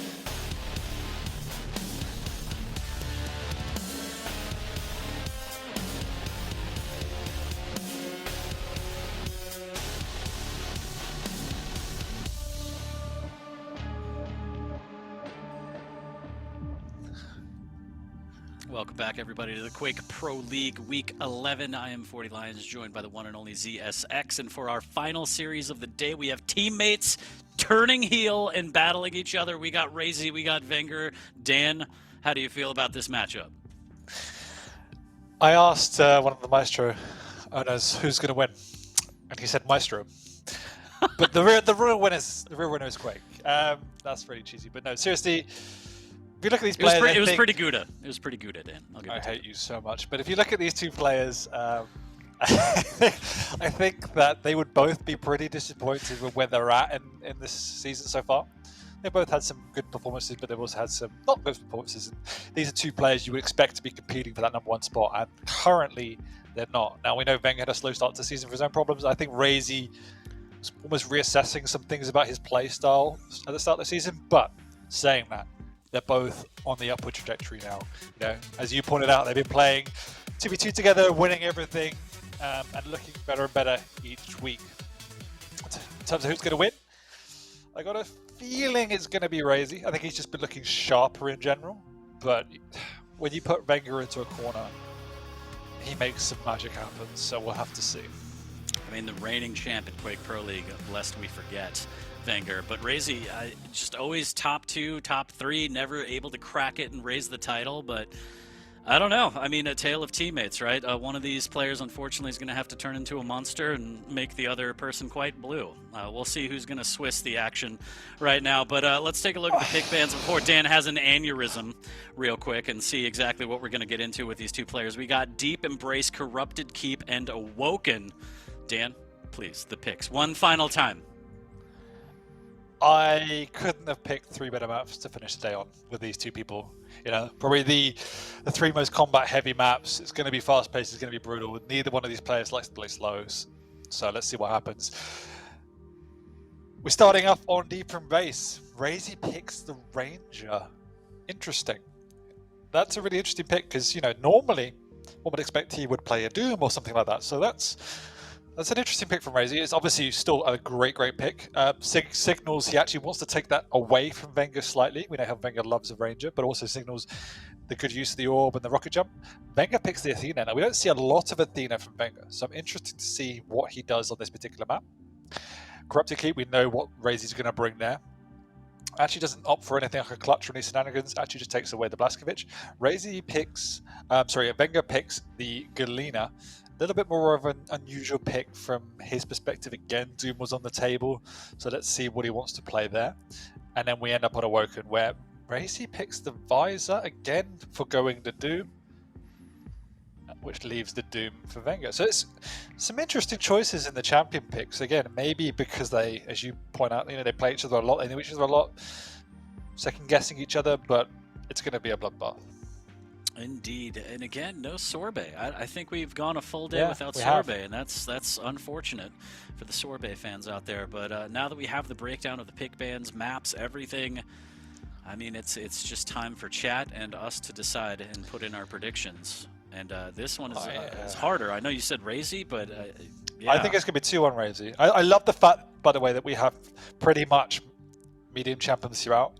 I think medium versus medium is the closest you get to almost classic Quake, very much down to who kind of just completes the duel better rather than having any stack differences. But I still, irrespective of that, I think just on form and everything else, and just history really, I think RAISY edges it. And let's not forget, this is a big match, not only because their teammates have been playing together for so long and know each other so well. Leaderboard-wise, it's 5 and 6. So someone's going to win and leave the other one provolone down below. So it's going to I can't stop. It's a curse. It's a whole thing, though. So leaderboard is at stake here, too, as well as, you know, just the camaraderie and teammate stuff, being able to talk a little bit of smack. But overall, I am going to side with vengeurR 2-1. Just to, you know, add a little balance to the desk. Predictions? None for you, chat, apparently. But, yeah, we're going to load into map number 1. This match is just too close to call. That's what that means when we don't have predictions. But RAISY versus vengeurR is going to get underway here, and this one is going to be an absolute slobber knocker, whatever that means. But looking forward to some good Quake to close out the day. Couldn't have asked for a better match. Yeah, let's see what happens. I think either way it's going to be entertaining. I don't think either one of these players is going to feel heartbroken whether they lose or win this particular series, but I'm glad it's our final one of the day. Sure. I'm just sad it's not with Wii. Dan, do you know what happens when they win a map? They make some cheddar. I'm done. It's all right. We'll put you in the fridge so you can cool off. I'm just done. Oh, it's been a long day, but it hasn't. But we're going to get into map number 1 of this last series between RAISY and vengeurR. And this is exactly what we've been waiting for. Chat, thanks for hanging in there. Map number 1 live between the Maestro boys. We're going to start off on RAISY, and he's got that Ranger, and he's got that Heavy in his pocket. All right, I've calmed down, so we can actually analyze the match. RAISY playing nice and slow, catches vengeurR, but doesn't actually connect with anything. As I said, a big rocket comes out. Doesn't have anything but a rocket or a... doesn't need anything else but a rocket. Big start. Redim coming up the side there. Really nicely played by RAISY. Still needs to get himself a rail though. Does have a lightning gun finally though, so can use that, pumping out the damage. But vengeur's got this on lockdown. He's actually railable. Uses a couple of hooks to get up on top and gets away with his life, but he's so low and he can't even finish off RAISY with the rail, even though he does connect. Absolutely brilliant! Oh, vengeurR okay. just diving on in with that rocket, saying, no, no, no, this stops here. Gets himself on the board, 2-1. As vengeurR claps back.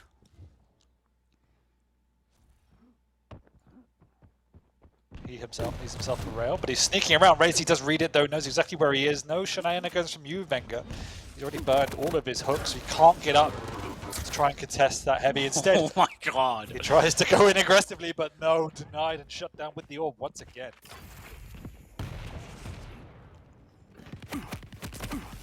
Good machine gun damage here from vengeurR.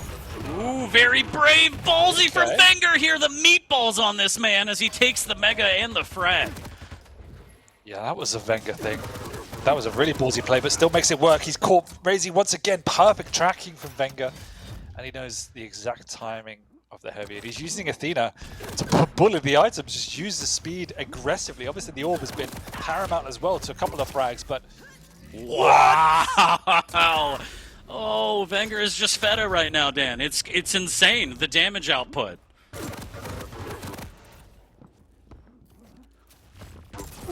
Okay, what a lovely rail that was again. Can he connect for the second? RAISY is so low, and vengeurR is hitting... Oh my god! Oh, RAISY's just thinking this can't breathe. It's unbelievable. He can't kill vengeurR right now. He camembert it, Dan. I genuinely feel ill casting with you. The machine gun from RAISY trying to hold on to this Mega as hard as he can, and vengeurR, a merciful god, will allow it to go into his pocket. Good damage from down below, but again, another flick rail from vengeurR, and this is insane. Good rocket. There's a Dire Orb that's got him so much damage, and the LG follow-up is enough. So RAISY back on the board, stops the bleeding a little bit, missing with that rail, but able to claim the Heavy. Oh, what a rail through the Graze. RAISY saying, whatever you can do, I can do better. Not as quick, but better. He hits 2 back-to-back through the grill. He wants to try and stabilize this as vengeurR just wants to set the tempo. And RAISY just maintaining position up here, just trying to calm everything down. Calm yourselves. It actually somehow loses out on that duel. So the machine gun fight goes in favor of vengeurR. We are only 3 minutes and 20 seconds into this one, and the Maestro boys putting on the show for everybody here. So this is only map number 1 here. RAISY trying to find a rail angle here. vengeurR just pops back out with more LG. When did you come from the Midwest? It's the cheese. I don't know what to do. There's a great rail from RAISY. Just trying to track down vengeurR. He's going to rocket jump up for this and Dire Orb to deny the Heavy. Nice. So that's an all-in play using his resources, using that passive of Ranger nicely. But vengeurR has to know Dire Orb's down, and he has a little bit of playroom now. The Dire Orb, again, killing him about 2-3 times already this game. Has to be in the back of vengeur's mind. Bit of a theme of this particular game where they've been using their abilities to just deny items to steal it away, showing how important they are indeed. RAISY comes barreling on through after picking up that Mega, just bullying vengeurR at this point in time. He'd already burned all of his grapples. He actually keeps them pretty much on cooldown. He's using them so much. RAISY tying it up. I love it. He's stilting in this. Never a doubt that this one was going to be close. 430 on the board. Still got a lot more left on this map, chat. Missing just barely with that rail as vengeurR just flying past him. And again, the dire orb is down. vengeurR needs to try and take advantage of this while he can. The machine gun trying to find some damage, and instead RAISY just lays down the rail. 6-6. I don't know how it's still tied. RAISY managing to stabilize now. vengeur's actually had to retreat himself. He's trying to press for RAISY, but RAISY is more than ready for it now. Not being caught out as he was a few minutes ago. vengeurR needs to get himself a rail though. Don't think he's got one of those just yet off the spawn, so that's why we're playing a little bit slower down below. Oh my God! Hit him with the Batman, Dan!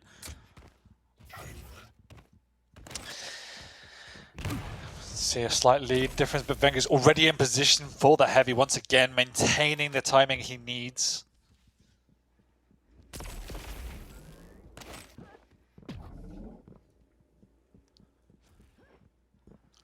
And you can see RAISY trying to once again keep that pace nice and slow. Oh, lovely rail. Oh my God! Oh, through! And that's how you use a shotgun, maxter. Roof. His legal team will be contacting you shortly as RAISY takes the lead by 2 frags. There's the rail to deny the hook, but he has another one, and vengeurR forces his way onto the heavy and gets the frag. The kid is absolutely insane, Dan. He knows how desperately he has to just contest items, and that's why he's abusing Athena in that aspect. Just absolutely insane.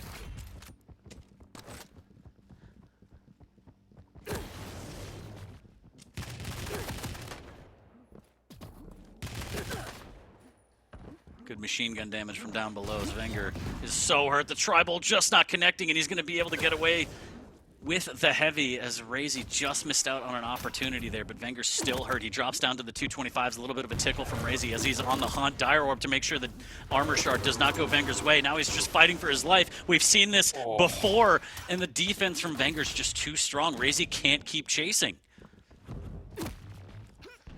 No. vengeur's the one that needs to make something happen. We still have 3. No! He slips! Alright, that's... in a game of such high skill, that's a bit of an error. I think the heavy machine gun maybe just knocked him a little bit, but either way, they are now tied once again. Not much separates these two. 3 minutes to go. Long time before the next round of items, but RAISY's more than healthy anyway, having picked up the Mega off the spawn. vengeurR, though, in position with all the weapons he needs. Will he be able to drop on and splatter? RAISY doesn't even need to when he has a rail.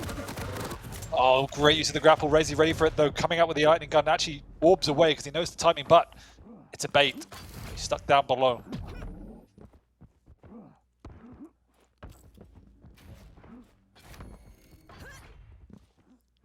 All So tied at desperately 8. trying to second guess each other, yeah. I love it. I love it. It's the fake of the fake of the fake because they know each other so well based off the sound as well. Just trying to do anything they can to get an edge. Beautiful rail, vengeurR. Unbelievable damage here, but RAISY quick to respond. Needs to be careful. Down to 88. The rail will send him into his grave here. See, makes his way over to the 2 bubbles. Stacks back up to 100, but no armor to his name. vengeurR sitting pretty right now. Also patrolling the high ground. Finally gets an armor shard in favor of RAISY, so he can kind of fight potentially for this Mega. It really depends. He's going to make a mad dash for it, and good rail into the LG and just missing out. How is vengeurR alive? He was trying so desperately to use that Mega as a bait. He probably could have gone for it himself, but instead left it up, allowing RAISY the opportunity, wanting to try and catch him out again. But RAISY's caught him here, trying to get some help, and somehow vengeurR comes out on top. 9 to 8, a minute to go. vengeurR is so low that RAISY knows he can push. He has the machine gun, but he's caught again with the rail, as vengeur's rail's been insane.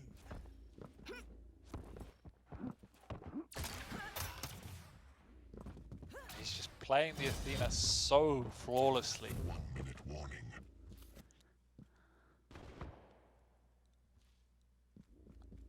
RAISY waiting patiently right now, trying to lay a trap.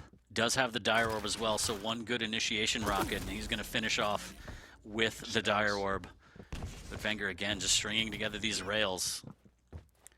lining him up perfectly. Either that, flicking, it doesn't matter. He seems to be hitting everything that he needs to right now to hold on to this one frag lead. Nice little stutter step from RAISY there to bait out the rail, not taking damage, grabbing this free mega, and giving himself an opportunity to tie this with 25 seconds left on map number 1.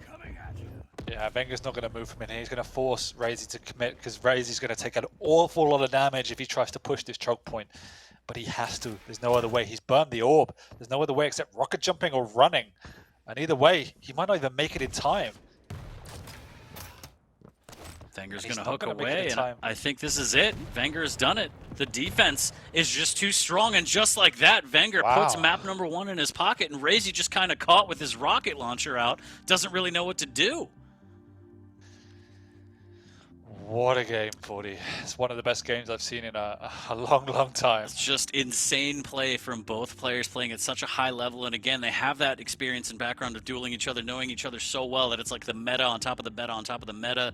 I don't want to sound cheesy, Dan, but it's a battle of titans right now. It's an absolute clash of titans. It is indeed, and it's just the levels of mechanical skill, because they were making such great plays, but then you're just being shut down with shots like that. There's not much you can do, and I think the scoreline is telling about how close this game was. Not a single moment in that game where more than a frag separated both of them. And on a map like Deep Embrace, that's an impressive feat in itself. So incredible levels of skill, and we kind of said both of these players hadn't really been performing at the levels we expected them to. Well, they've shown us wrong, as that was some of the highest level Quake we've seen in a while. And just everyone played the style that we kind of thought. RAISY was clinical. He's just serial killer in the arena. And then vengeurR balls to the wall. And he'll hit you with these flick rails, but he'll also just jump in your face and take these items away for you and make you work for him. And it pays off because the mechanics on that guy are insane. Both players, mechanically insane. And it just leads to such amazing Quake that we get to witness. And that was only map number 1, Dan. We still have 2 more to go. And it's just insane. It's just such a good start to such an amazing set. And we have the 3 most combat-heavy maps we could have asked for, with 3 matchups of champions that just want to brawl. So, it's going to be 20 minutes of gore and fun. You gotta love it. You gotta love it here, as we're gonna get on to Corrupted Keep here shortly. Again, sans rail, so we won't be able to see those flicks from vengeurR, but the boy has rockets and LG, and RAISY also has rockets and LG. I mean, this used to be RAISY's Keep for a long time, so this one should be a big battle here. Is BJ versus Galena. I mean, that setup in particular, how do you feel about those champ picks on Corrupted? I think Galena is an interesting pick. There's a couple of ways to use her, but I think vengeurR will mainly use her combat, her totems in the combat situations itself, rather than trying to build an overstack. It's just not worth it. You can just use it, recoup, go again. We know what we're going to get from the BJ. You just want to try and find someone in a corner where they can't get out and pop that dual wield and go at it. So either way, I don't think the abilities are entirely defining on this one. It's definitely going to come, as we saw in the Rapha game. You know, who can get that control? Can anyone get a lockdown on the map? I don't imagine anyone will, given how close we saw the last one. So it's going to be really back and forth once again. And again, because they're medium champions and the stacks are the same, it's one of the reasons why it is so close. Nobody can get that snowball just based on stack alone. You have to outplay. Well, let's get into it right now. We're live on map number 2 on vengeurR. The battle of the young guns on Maestro right now to claim who is better than the other. As vengeurR taking map number 1 off to a decent start here. Map number 2, as he has the heavy, getting that totem down, and that's exactly what you want to do with Galena as soon as you can. Big rocket as well. Ooh, nice little play there from RAISY. I like that movement a lot. Yeah, it was nice. He's been shut down. vengeurR in position on the high ground, which he wants to be. Without a lightning gun, though, he's not going to be able to commit too hard. So just trying to catch RAISY out in case he's trying to make any moves back up to the high ground. And they do reset for the major item. There is enough time between both of them for RAISY to make a move, which is exactly what he does, even for the first round. Caught vengeurR off guard just a little bit, but unfortunately for RAISY, not doing anywhere near as much damage as he might have hoped, but he has got the LG on lockdown. So vengeurR still lacking that weapon. As I say that, he actually puts his first totem down in the hallway, in fact. So might be looking to build that overstack.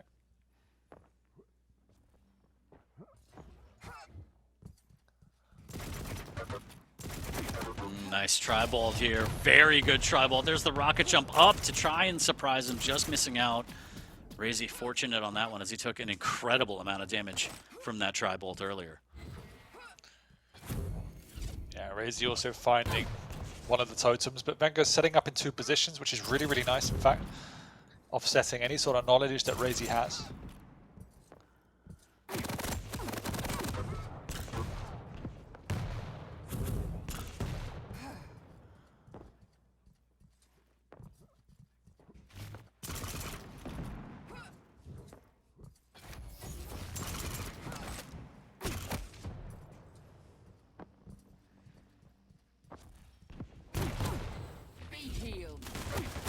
vengeurR with the overstacking finally. He's actually going to take the engagement as he gets that mega health, in fact. Items are in sync, so vengeurR on the defense, favoring that. And he's managed to get his way across once again. Trying to bait him out. And RAISY's got him in the corner, but he just... Ooh, I thought he wasn't going to be able to get him.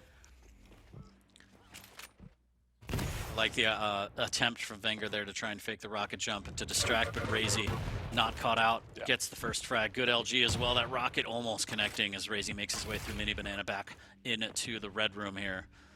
And there's the overstack totem, the final one right outside the telly. Dual wield popped, and now it's just a matter of time. How does RAISY want to attack this? And he goes straight on. He doesn't go through the telly, instead catching vengeurR off guard, but both players doing immense amounts of damage with their LGs. He actually just wants to stall vengeurR here, because if he can take the mega, he'll get both major items. He doesn't want to kill him too quickly, and he doesn't. He plays the clock out and takes both major items, which is exactly what he wants to do. Even delaying it, trying to sneak a bit of damage there in the red room once again. Delaying it still, completely offsetting any knowledge vengeurR has of this. And then even steals a light away. So masterful play from RAISY there. And he is one armor shard away from running the entire gamut of this map. That is, as we saw before, not where you want to be. There's the mega pickup. Good rockets from vengeurR. Does take the totem damage as well. So vengeurR making him pay. RAISY on the receiving end.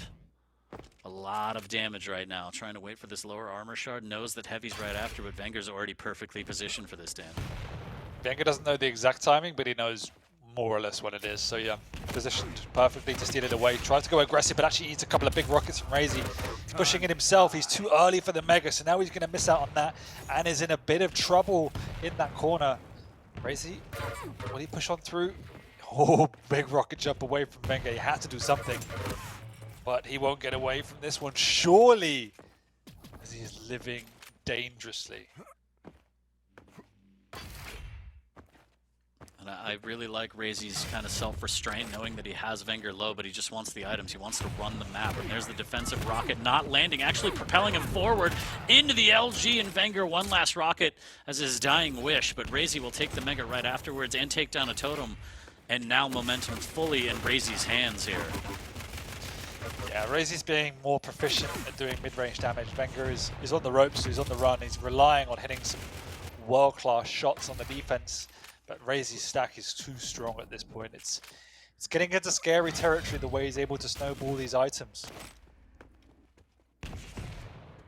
Taking care of the totems again nicely, and vengeurR doesn't have any armor to his name. He's going to get caught out with LG. He has to run, and just like that, perfect timing from RAISY running the map. vengeurR trying to stay alive. He's going to get caught out trying to make his way to the armor shard, and that damage actually gives RAISY the armor shard, and he literally has full map control now, Dan. Exactly the same situation we saw rapha in earlier. Taking all 4 items, and you can see even someone like vengeur's caliber struggling. But the difference that we saw earlier is vengeur's putting up a big fight in around these items, so it's not an easy ride for RAISY. Nearly even gets a frag, does vengeurR, but RAISY somehow gets away.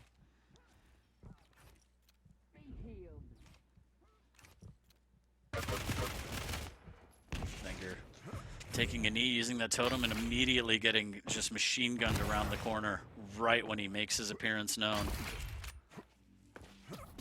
And this is not good for vengeurR. That rocket is fantastic, but the tri-bolt is better as vengeurR just doesn't have the stack to outlast it. And RAISY up 5-0. No signs of stopping. Again, still a full run of the map. 4 minutes left in. What does vengeurR do? The thing about running a map like this is that it's a cycle.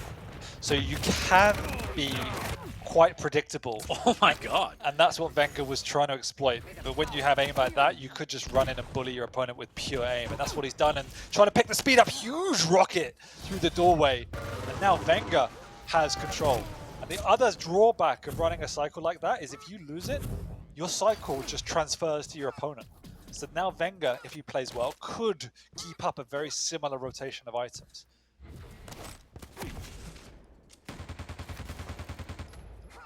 Can RAISY break this cycle, or will he leave everything quite stained with an 0-2 loss in this series?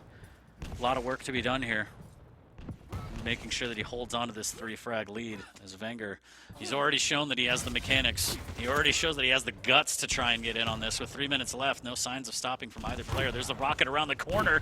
Follow-up rocket's pretty good. A little bit of machine gun here, and vengeurR turns tail and runs. Grabs that armor shard, totem down. A little bit early for the Mega, and RAISY will take better positioning here, but he'll also take a lot of damage, and vengeurR melts him down before the Mega spawns. How did he hit so much LG? He actually comes on through, but RAISY hits some huge rockets. vengeurR, though, does scuttle away and has a totem in there. It's actually already been used, so it doesn't give him the health he needs, which means RAISY gets onto a much-needed heavy armor. 2.5 minutes to go. This game is still in the balance for the RAISY, though, does have control back in terms of pure stack, but without a lightning gun, he was going to struggle to push through that doorway. And vengeurR, if he can get this Mega, he's in a really, really good position. Oh, he popped that wield as well. Oh no. RAISY with the shotgun, Yeah, trying to Mega has defend to this be heavy. He's putting his life on the line for it, 8 HP, and he just wants to steal it, but he won't be able to. The Tika will tie it at 5. And this is it. vengeurR's just picked up where RAISY left off, grabbed full control, grabbed the split of the items. RAISY hasn't found a way to really break it either. He's run out of ammo though, so that nearly cost him. He knows it's up. Can he get it before? No, he can't. But RAISY also doesn't have any ammo as they're just going at each other with the bare bones weapons. Now vengeurR will want to try and consolidate his advantage, get some control, and bully RAISY from range once again.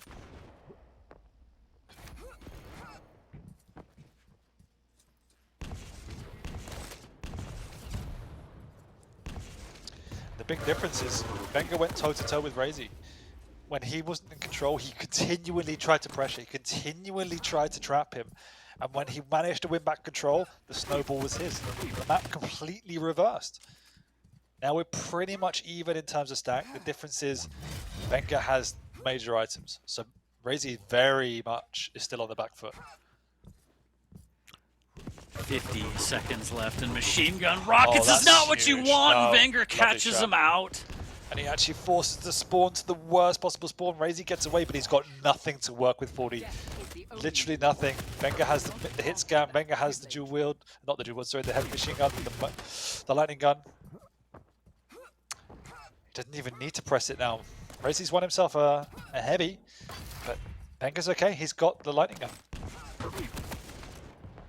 Needs to keep the damage up. He's going to go all in on this one. vengeurR trying to stay alive with the LG. The rocket isn't good enough. 6 no! HP. Both players so weak. Of course, you hit But a full throughout rocket all of that, there. RAISY has the ability to grab the Mega, but he has 8 seconds. Oh. vengeurR gets caught out, and he's a rocket in the trade.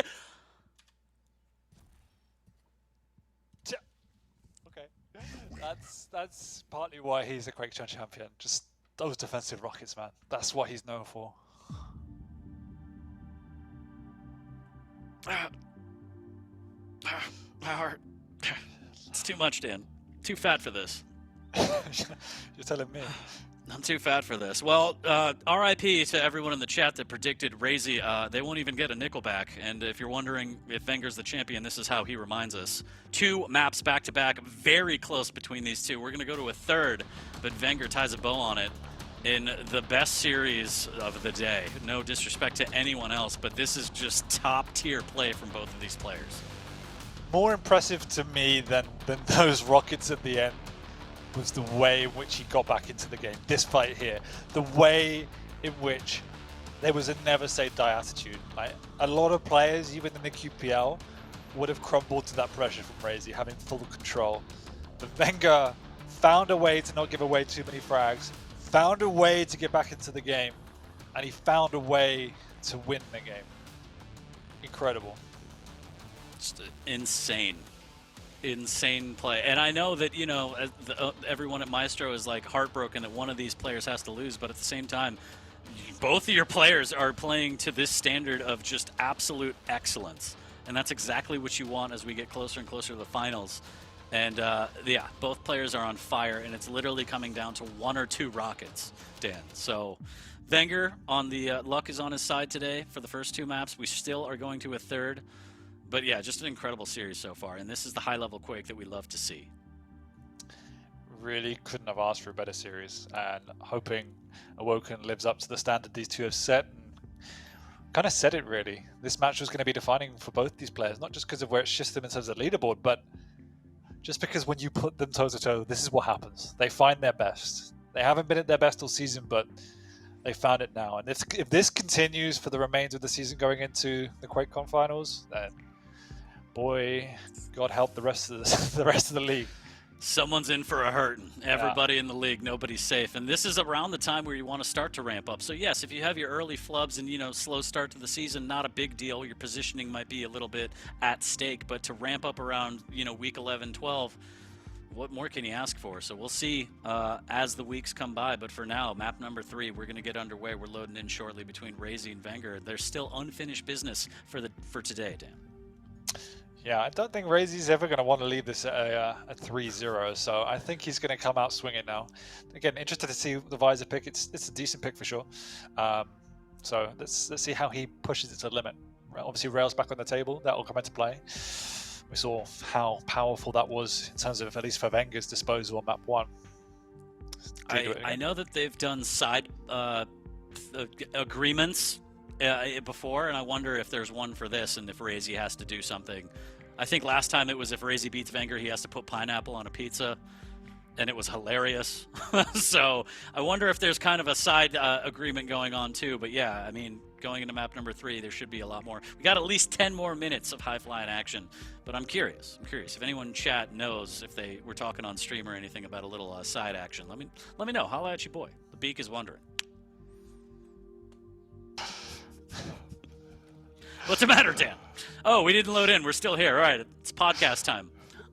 We still haven't started our podcast. That's true. We have to. It's been busy, you know, busy. Just constantly going to the gym. I've been hitting the gym 3 or 4 times a day. The gym is actually just a restaurant. So give us flex. I'm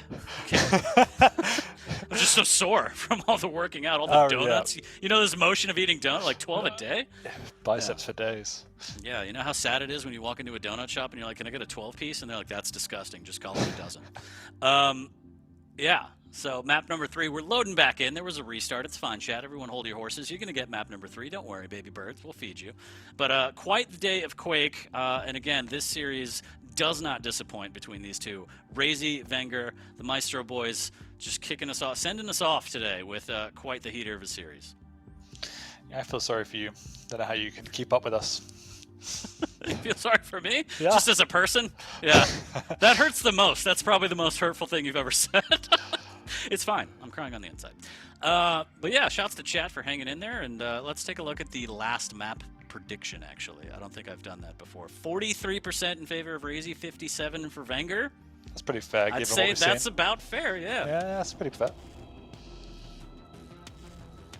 Alrighty, map number 3, Dan. Breathe, just breathe. Yeah, I'm ready.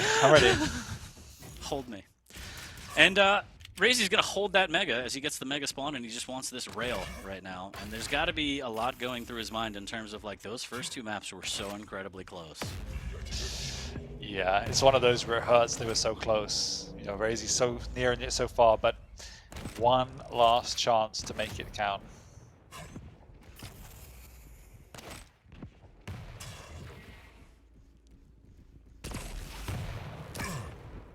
Ooh, nice rail. RAISY wants a rail of his own, and he does. Oh, okay. Doesn't set him too far off course, and now he has the trap, and I think vengeurR may have thought that he was, yeah. Absolutely no idea. Worked out in his favor, but they both get away! As I was about to say, unscathed, but vengeurR, oh my word, that was also incredibly close. RAISY wants this kill here and now, and he's gonna probably get it, but not without taking some pain of his own. That was a All things hard considered, fought had to work pretty hard for that one, Dan. But still, in his pocket, secured. Frag number 1 for RAISY. Mega and heavy. Oh, and a rocket in RAISY's hands, and okay, very crazy, but he still plants him with the rail, and now RAISY's he's off the chain right now, Dan. Yeah, maybe slightly unnecessary. He's given away a lot of his stack for that. It actually nearly flew off the map in the process. So he's given up map control. Don't know if that was worth it in hindsight. Either way, there's another great rail using the piercing sight. Good effectiveness of that so far. And every item has had huge contests. Even though vengeur's in a different room, he's finding a way to do damage, and RAISY can't even get out without taking a rail. But he can respond with 2. 77% rail for RAISY, 66% for vengeurR. RAISY is trying to put vengeurR on death row right now. He is tired after these first 2 maps of how they went. Just wants a quick death for vengeurR, and there's the Berserk. Whoop, whoop, whoop, whoop, whoop, whoop. As Doomslayer has to run away, and he's going to eat a lot of damage. There's the shotgun. Good defensive rocket, but this should be another frag for RAISY. Okay, unless you do that. Oh my god, vengeurR, stop it. Oh my word. It's just one of those, what can you say to that? Zero right to get that frag, and yet he does. What I really enjoy about watching vengeurR is just he just always finds a way to do damage when you're trying to pick up an item. He has no right to be here, and yet he's doing massive damage every single time. It's just crazy watching vengeurR get out of these situations. It's like Michael Jordan and Kobe Bryant triple teamed in the paint, still throwing it up and making it. You're like, how do I stop that? And those rockets, again, as RAISY just wants to push in and secure a frag, vengeurR says, get off of me with his defensive play. Oh, come on. Gates relentless!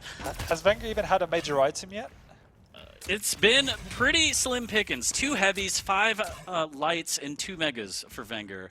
5, 9, and 5 respectively for RAISY. So the item battle is firmly in RAISY's favor, as is the rail battle.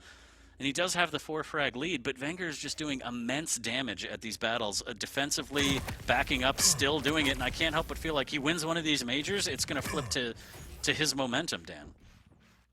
If he wins one of these majors. That's true, if he can. Oh, Oh come my god, on. RAISY! Wow. RAISY is pissed.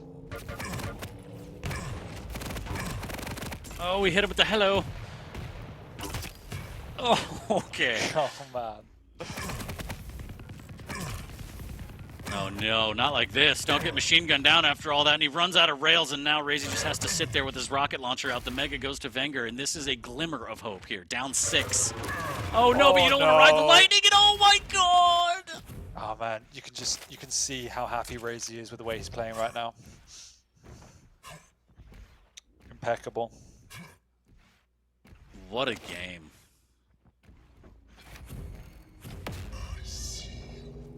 Rare footage of RAISY actually angry, as he has a 7 frag lead. And you couldn't tell by looking at the camp, but you could tell by his playstyle. He wants to respectfully grind vengeurR into a fine powder, and these rockets into shotgun are going to do just that. 9-1 as vengeurR popping the Berserk, but he's not going to get any damage off of that. Now RAISY just waiting, and a nice little double jump to skip over that rail damage. He blinked. He's just on another level. Like, this is when RAISY gets mad. Like, you can see it. It's not often you see this level of brutality, and you have to feel sorry for vengeurR. He's actually done so much damage himself. It's not even that he's playing badly. It's just RAISY is literally playing on another level. Perfect timing, amazing shots throughout, and just pure aggression. You know, NSFW stuff. Yeah, we should put a warning up in the future for this kind of stuff. 3,000 damage for RAISY, 2k for vengeurR, so eclipsing by about 1k pure damage. Nice little defensive rail to keep RAISY out, but there's no keeping RAISY out right now. You can't keep him out right now. He has gone to the dark side.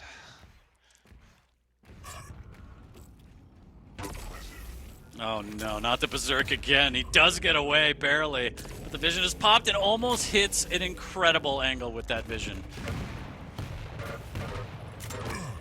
But back to the Mr. Freeze here, tries to convert with the rail, doesn't, but does get the heavy, and the shotgun blast to the chest will do it. Doomslayer getting a little bit of his own medicine.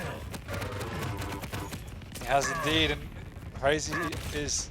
He's got a frag though, vengeurR. It's cost him 12. But he won On the another one. board. That is not the exchange rate you want in the arena, and RAISY! Yeah. Oh my god! He's like, I believe you dropped this. This happens to be your shotgun. Let me put the ammo inside you at the very least. I swear we did have vengeur's POV. I swear we did. Oh man. Well, we asked for a bloodbath of a series, and we've got it on all 3 maps, except this one ended up being a one-sided brutality.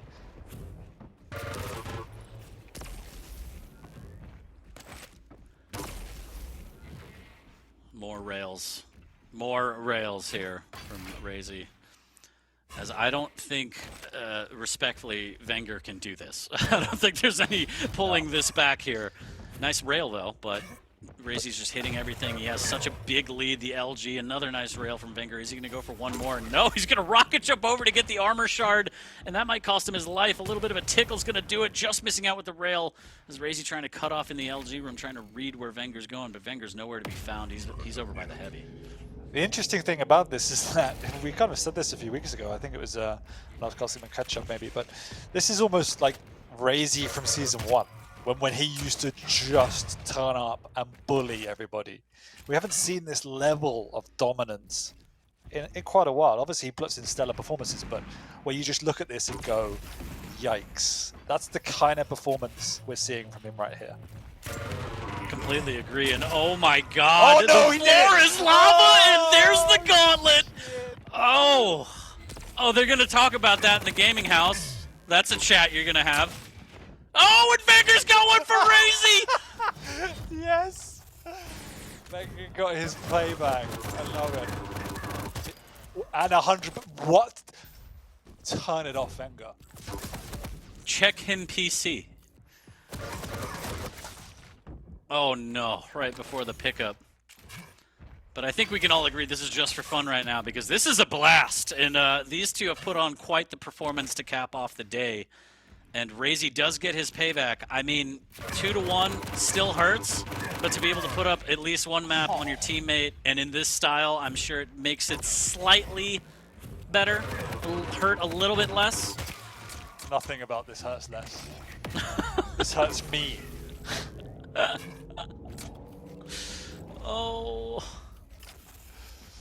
Why do Wow. we always get the most ridiculous games when we cast together?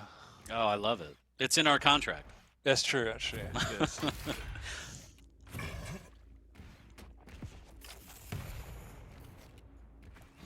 I swear I saw a smack from RAISY.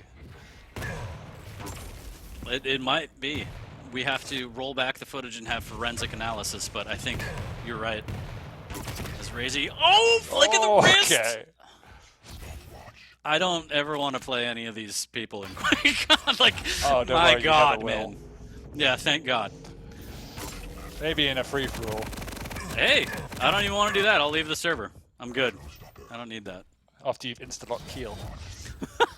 I'm never not picking kill. How dare you? But 20-5 is going to be the final score on this one. RAISY does get, quote, his revenge. vengeurR takes the set 2-1 in 2 very, very close maps. But the third map, absolute landslide victory to RAISY. What a set, Dan. My cheeks hurt from all the smiling in that series. Someone's cheeks hurt after that map. Tell you what. Indeed, From the smiling, of course. Oh, yeah, From of RAISY course, and yeah, his yeah. giant grin. Look at all those beautiful teeth. My word, what a display of Quake that was. From start to finish, for all manner of reasons. But who doesn't love an absolute steamrolling? And I feel sorry for vengeurR, but we had a lot of fun watching and casting that one. And I'm really glad it was my week, even if it was with you. Hey, that's fine. You win some, you lose some. And yeah, putting up with me is what you have to do to get stuff like this. I'm sure you do it time and time again because that was instantly a classic and one of the best sets we've seen here on Quake Pro League between the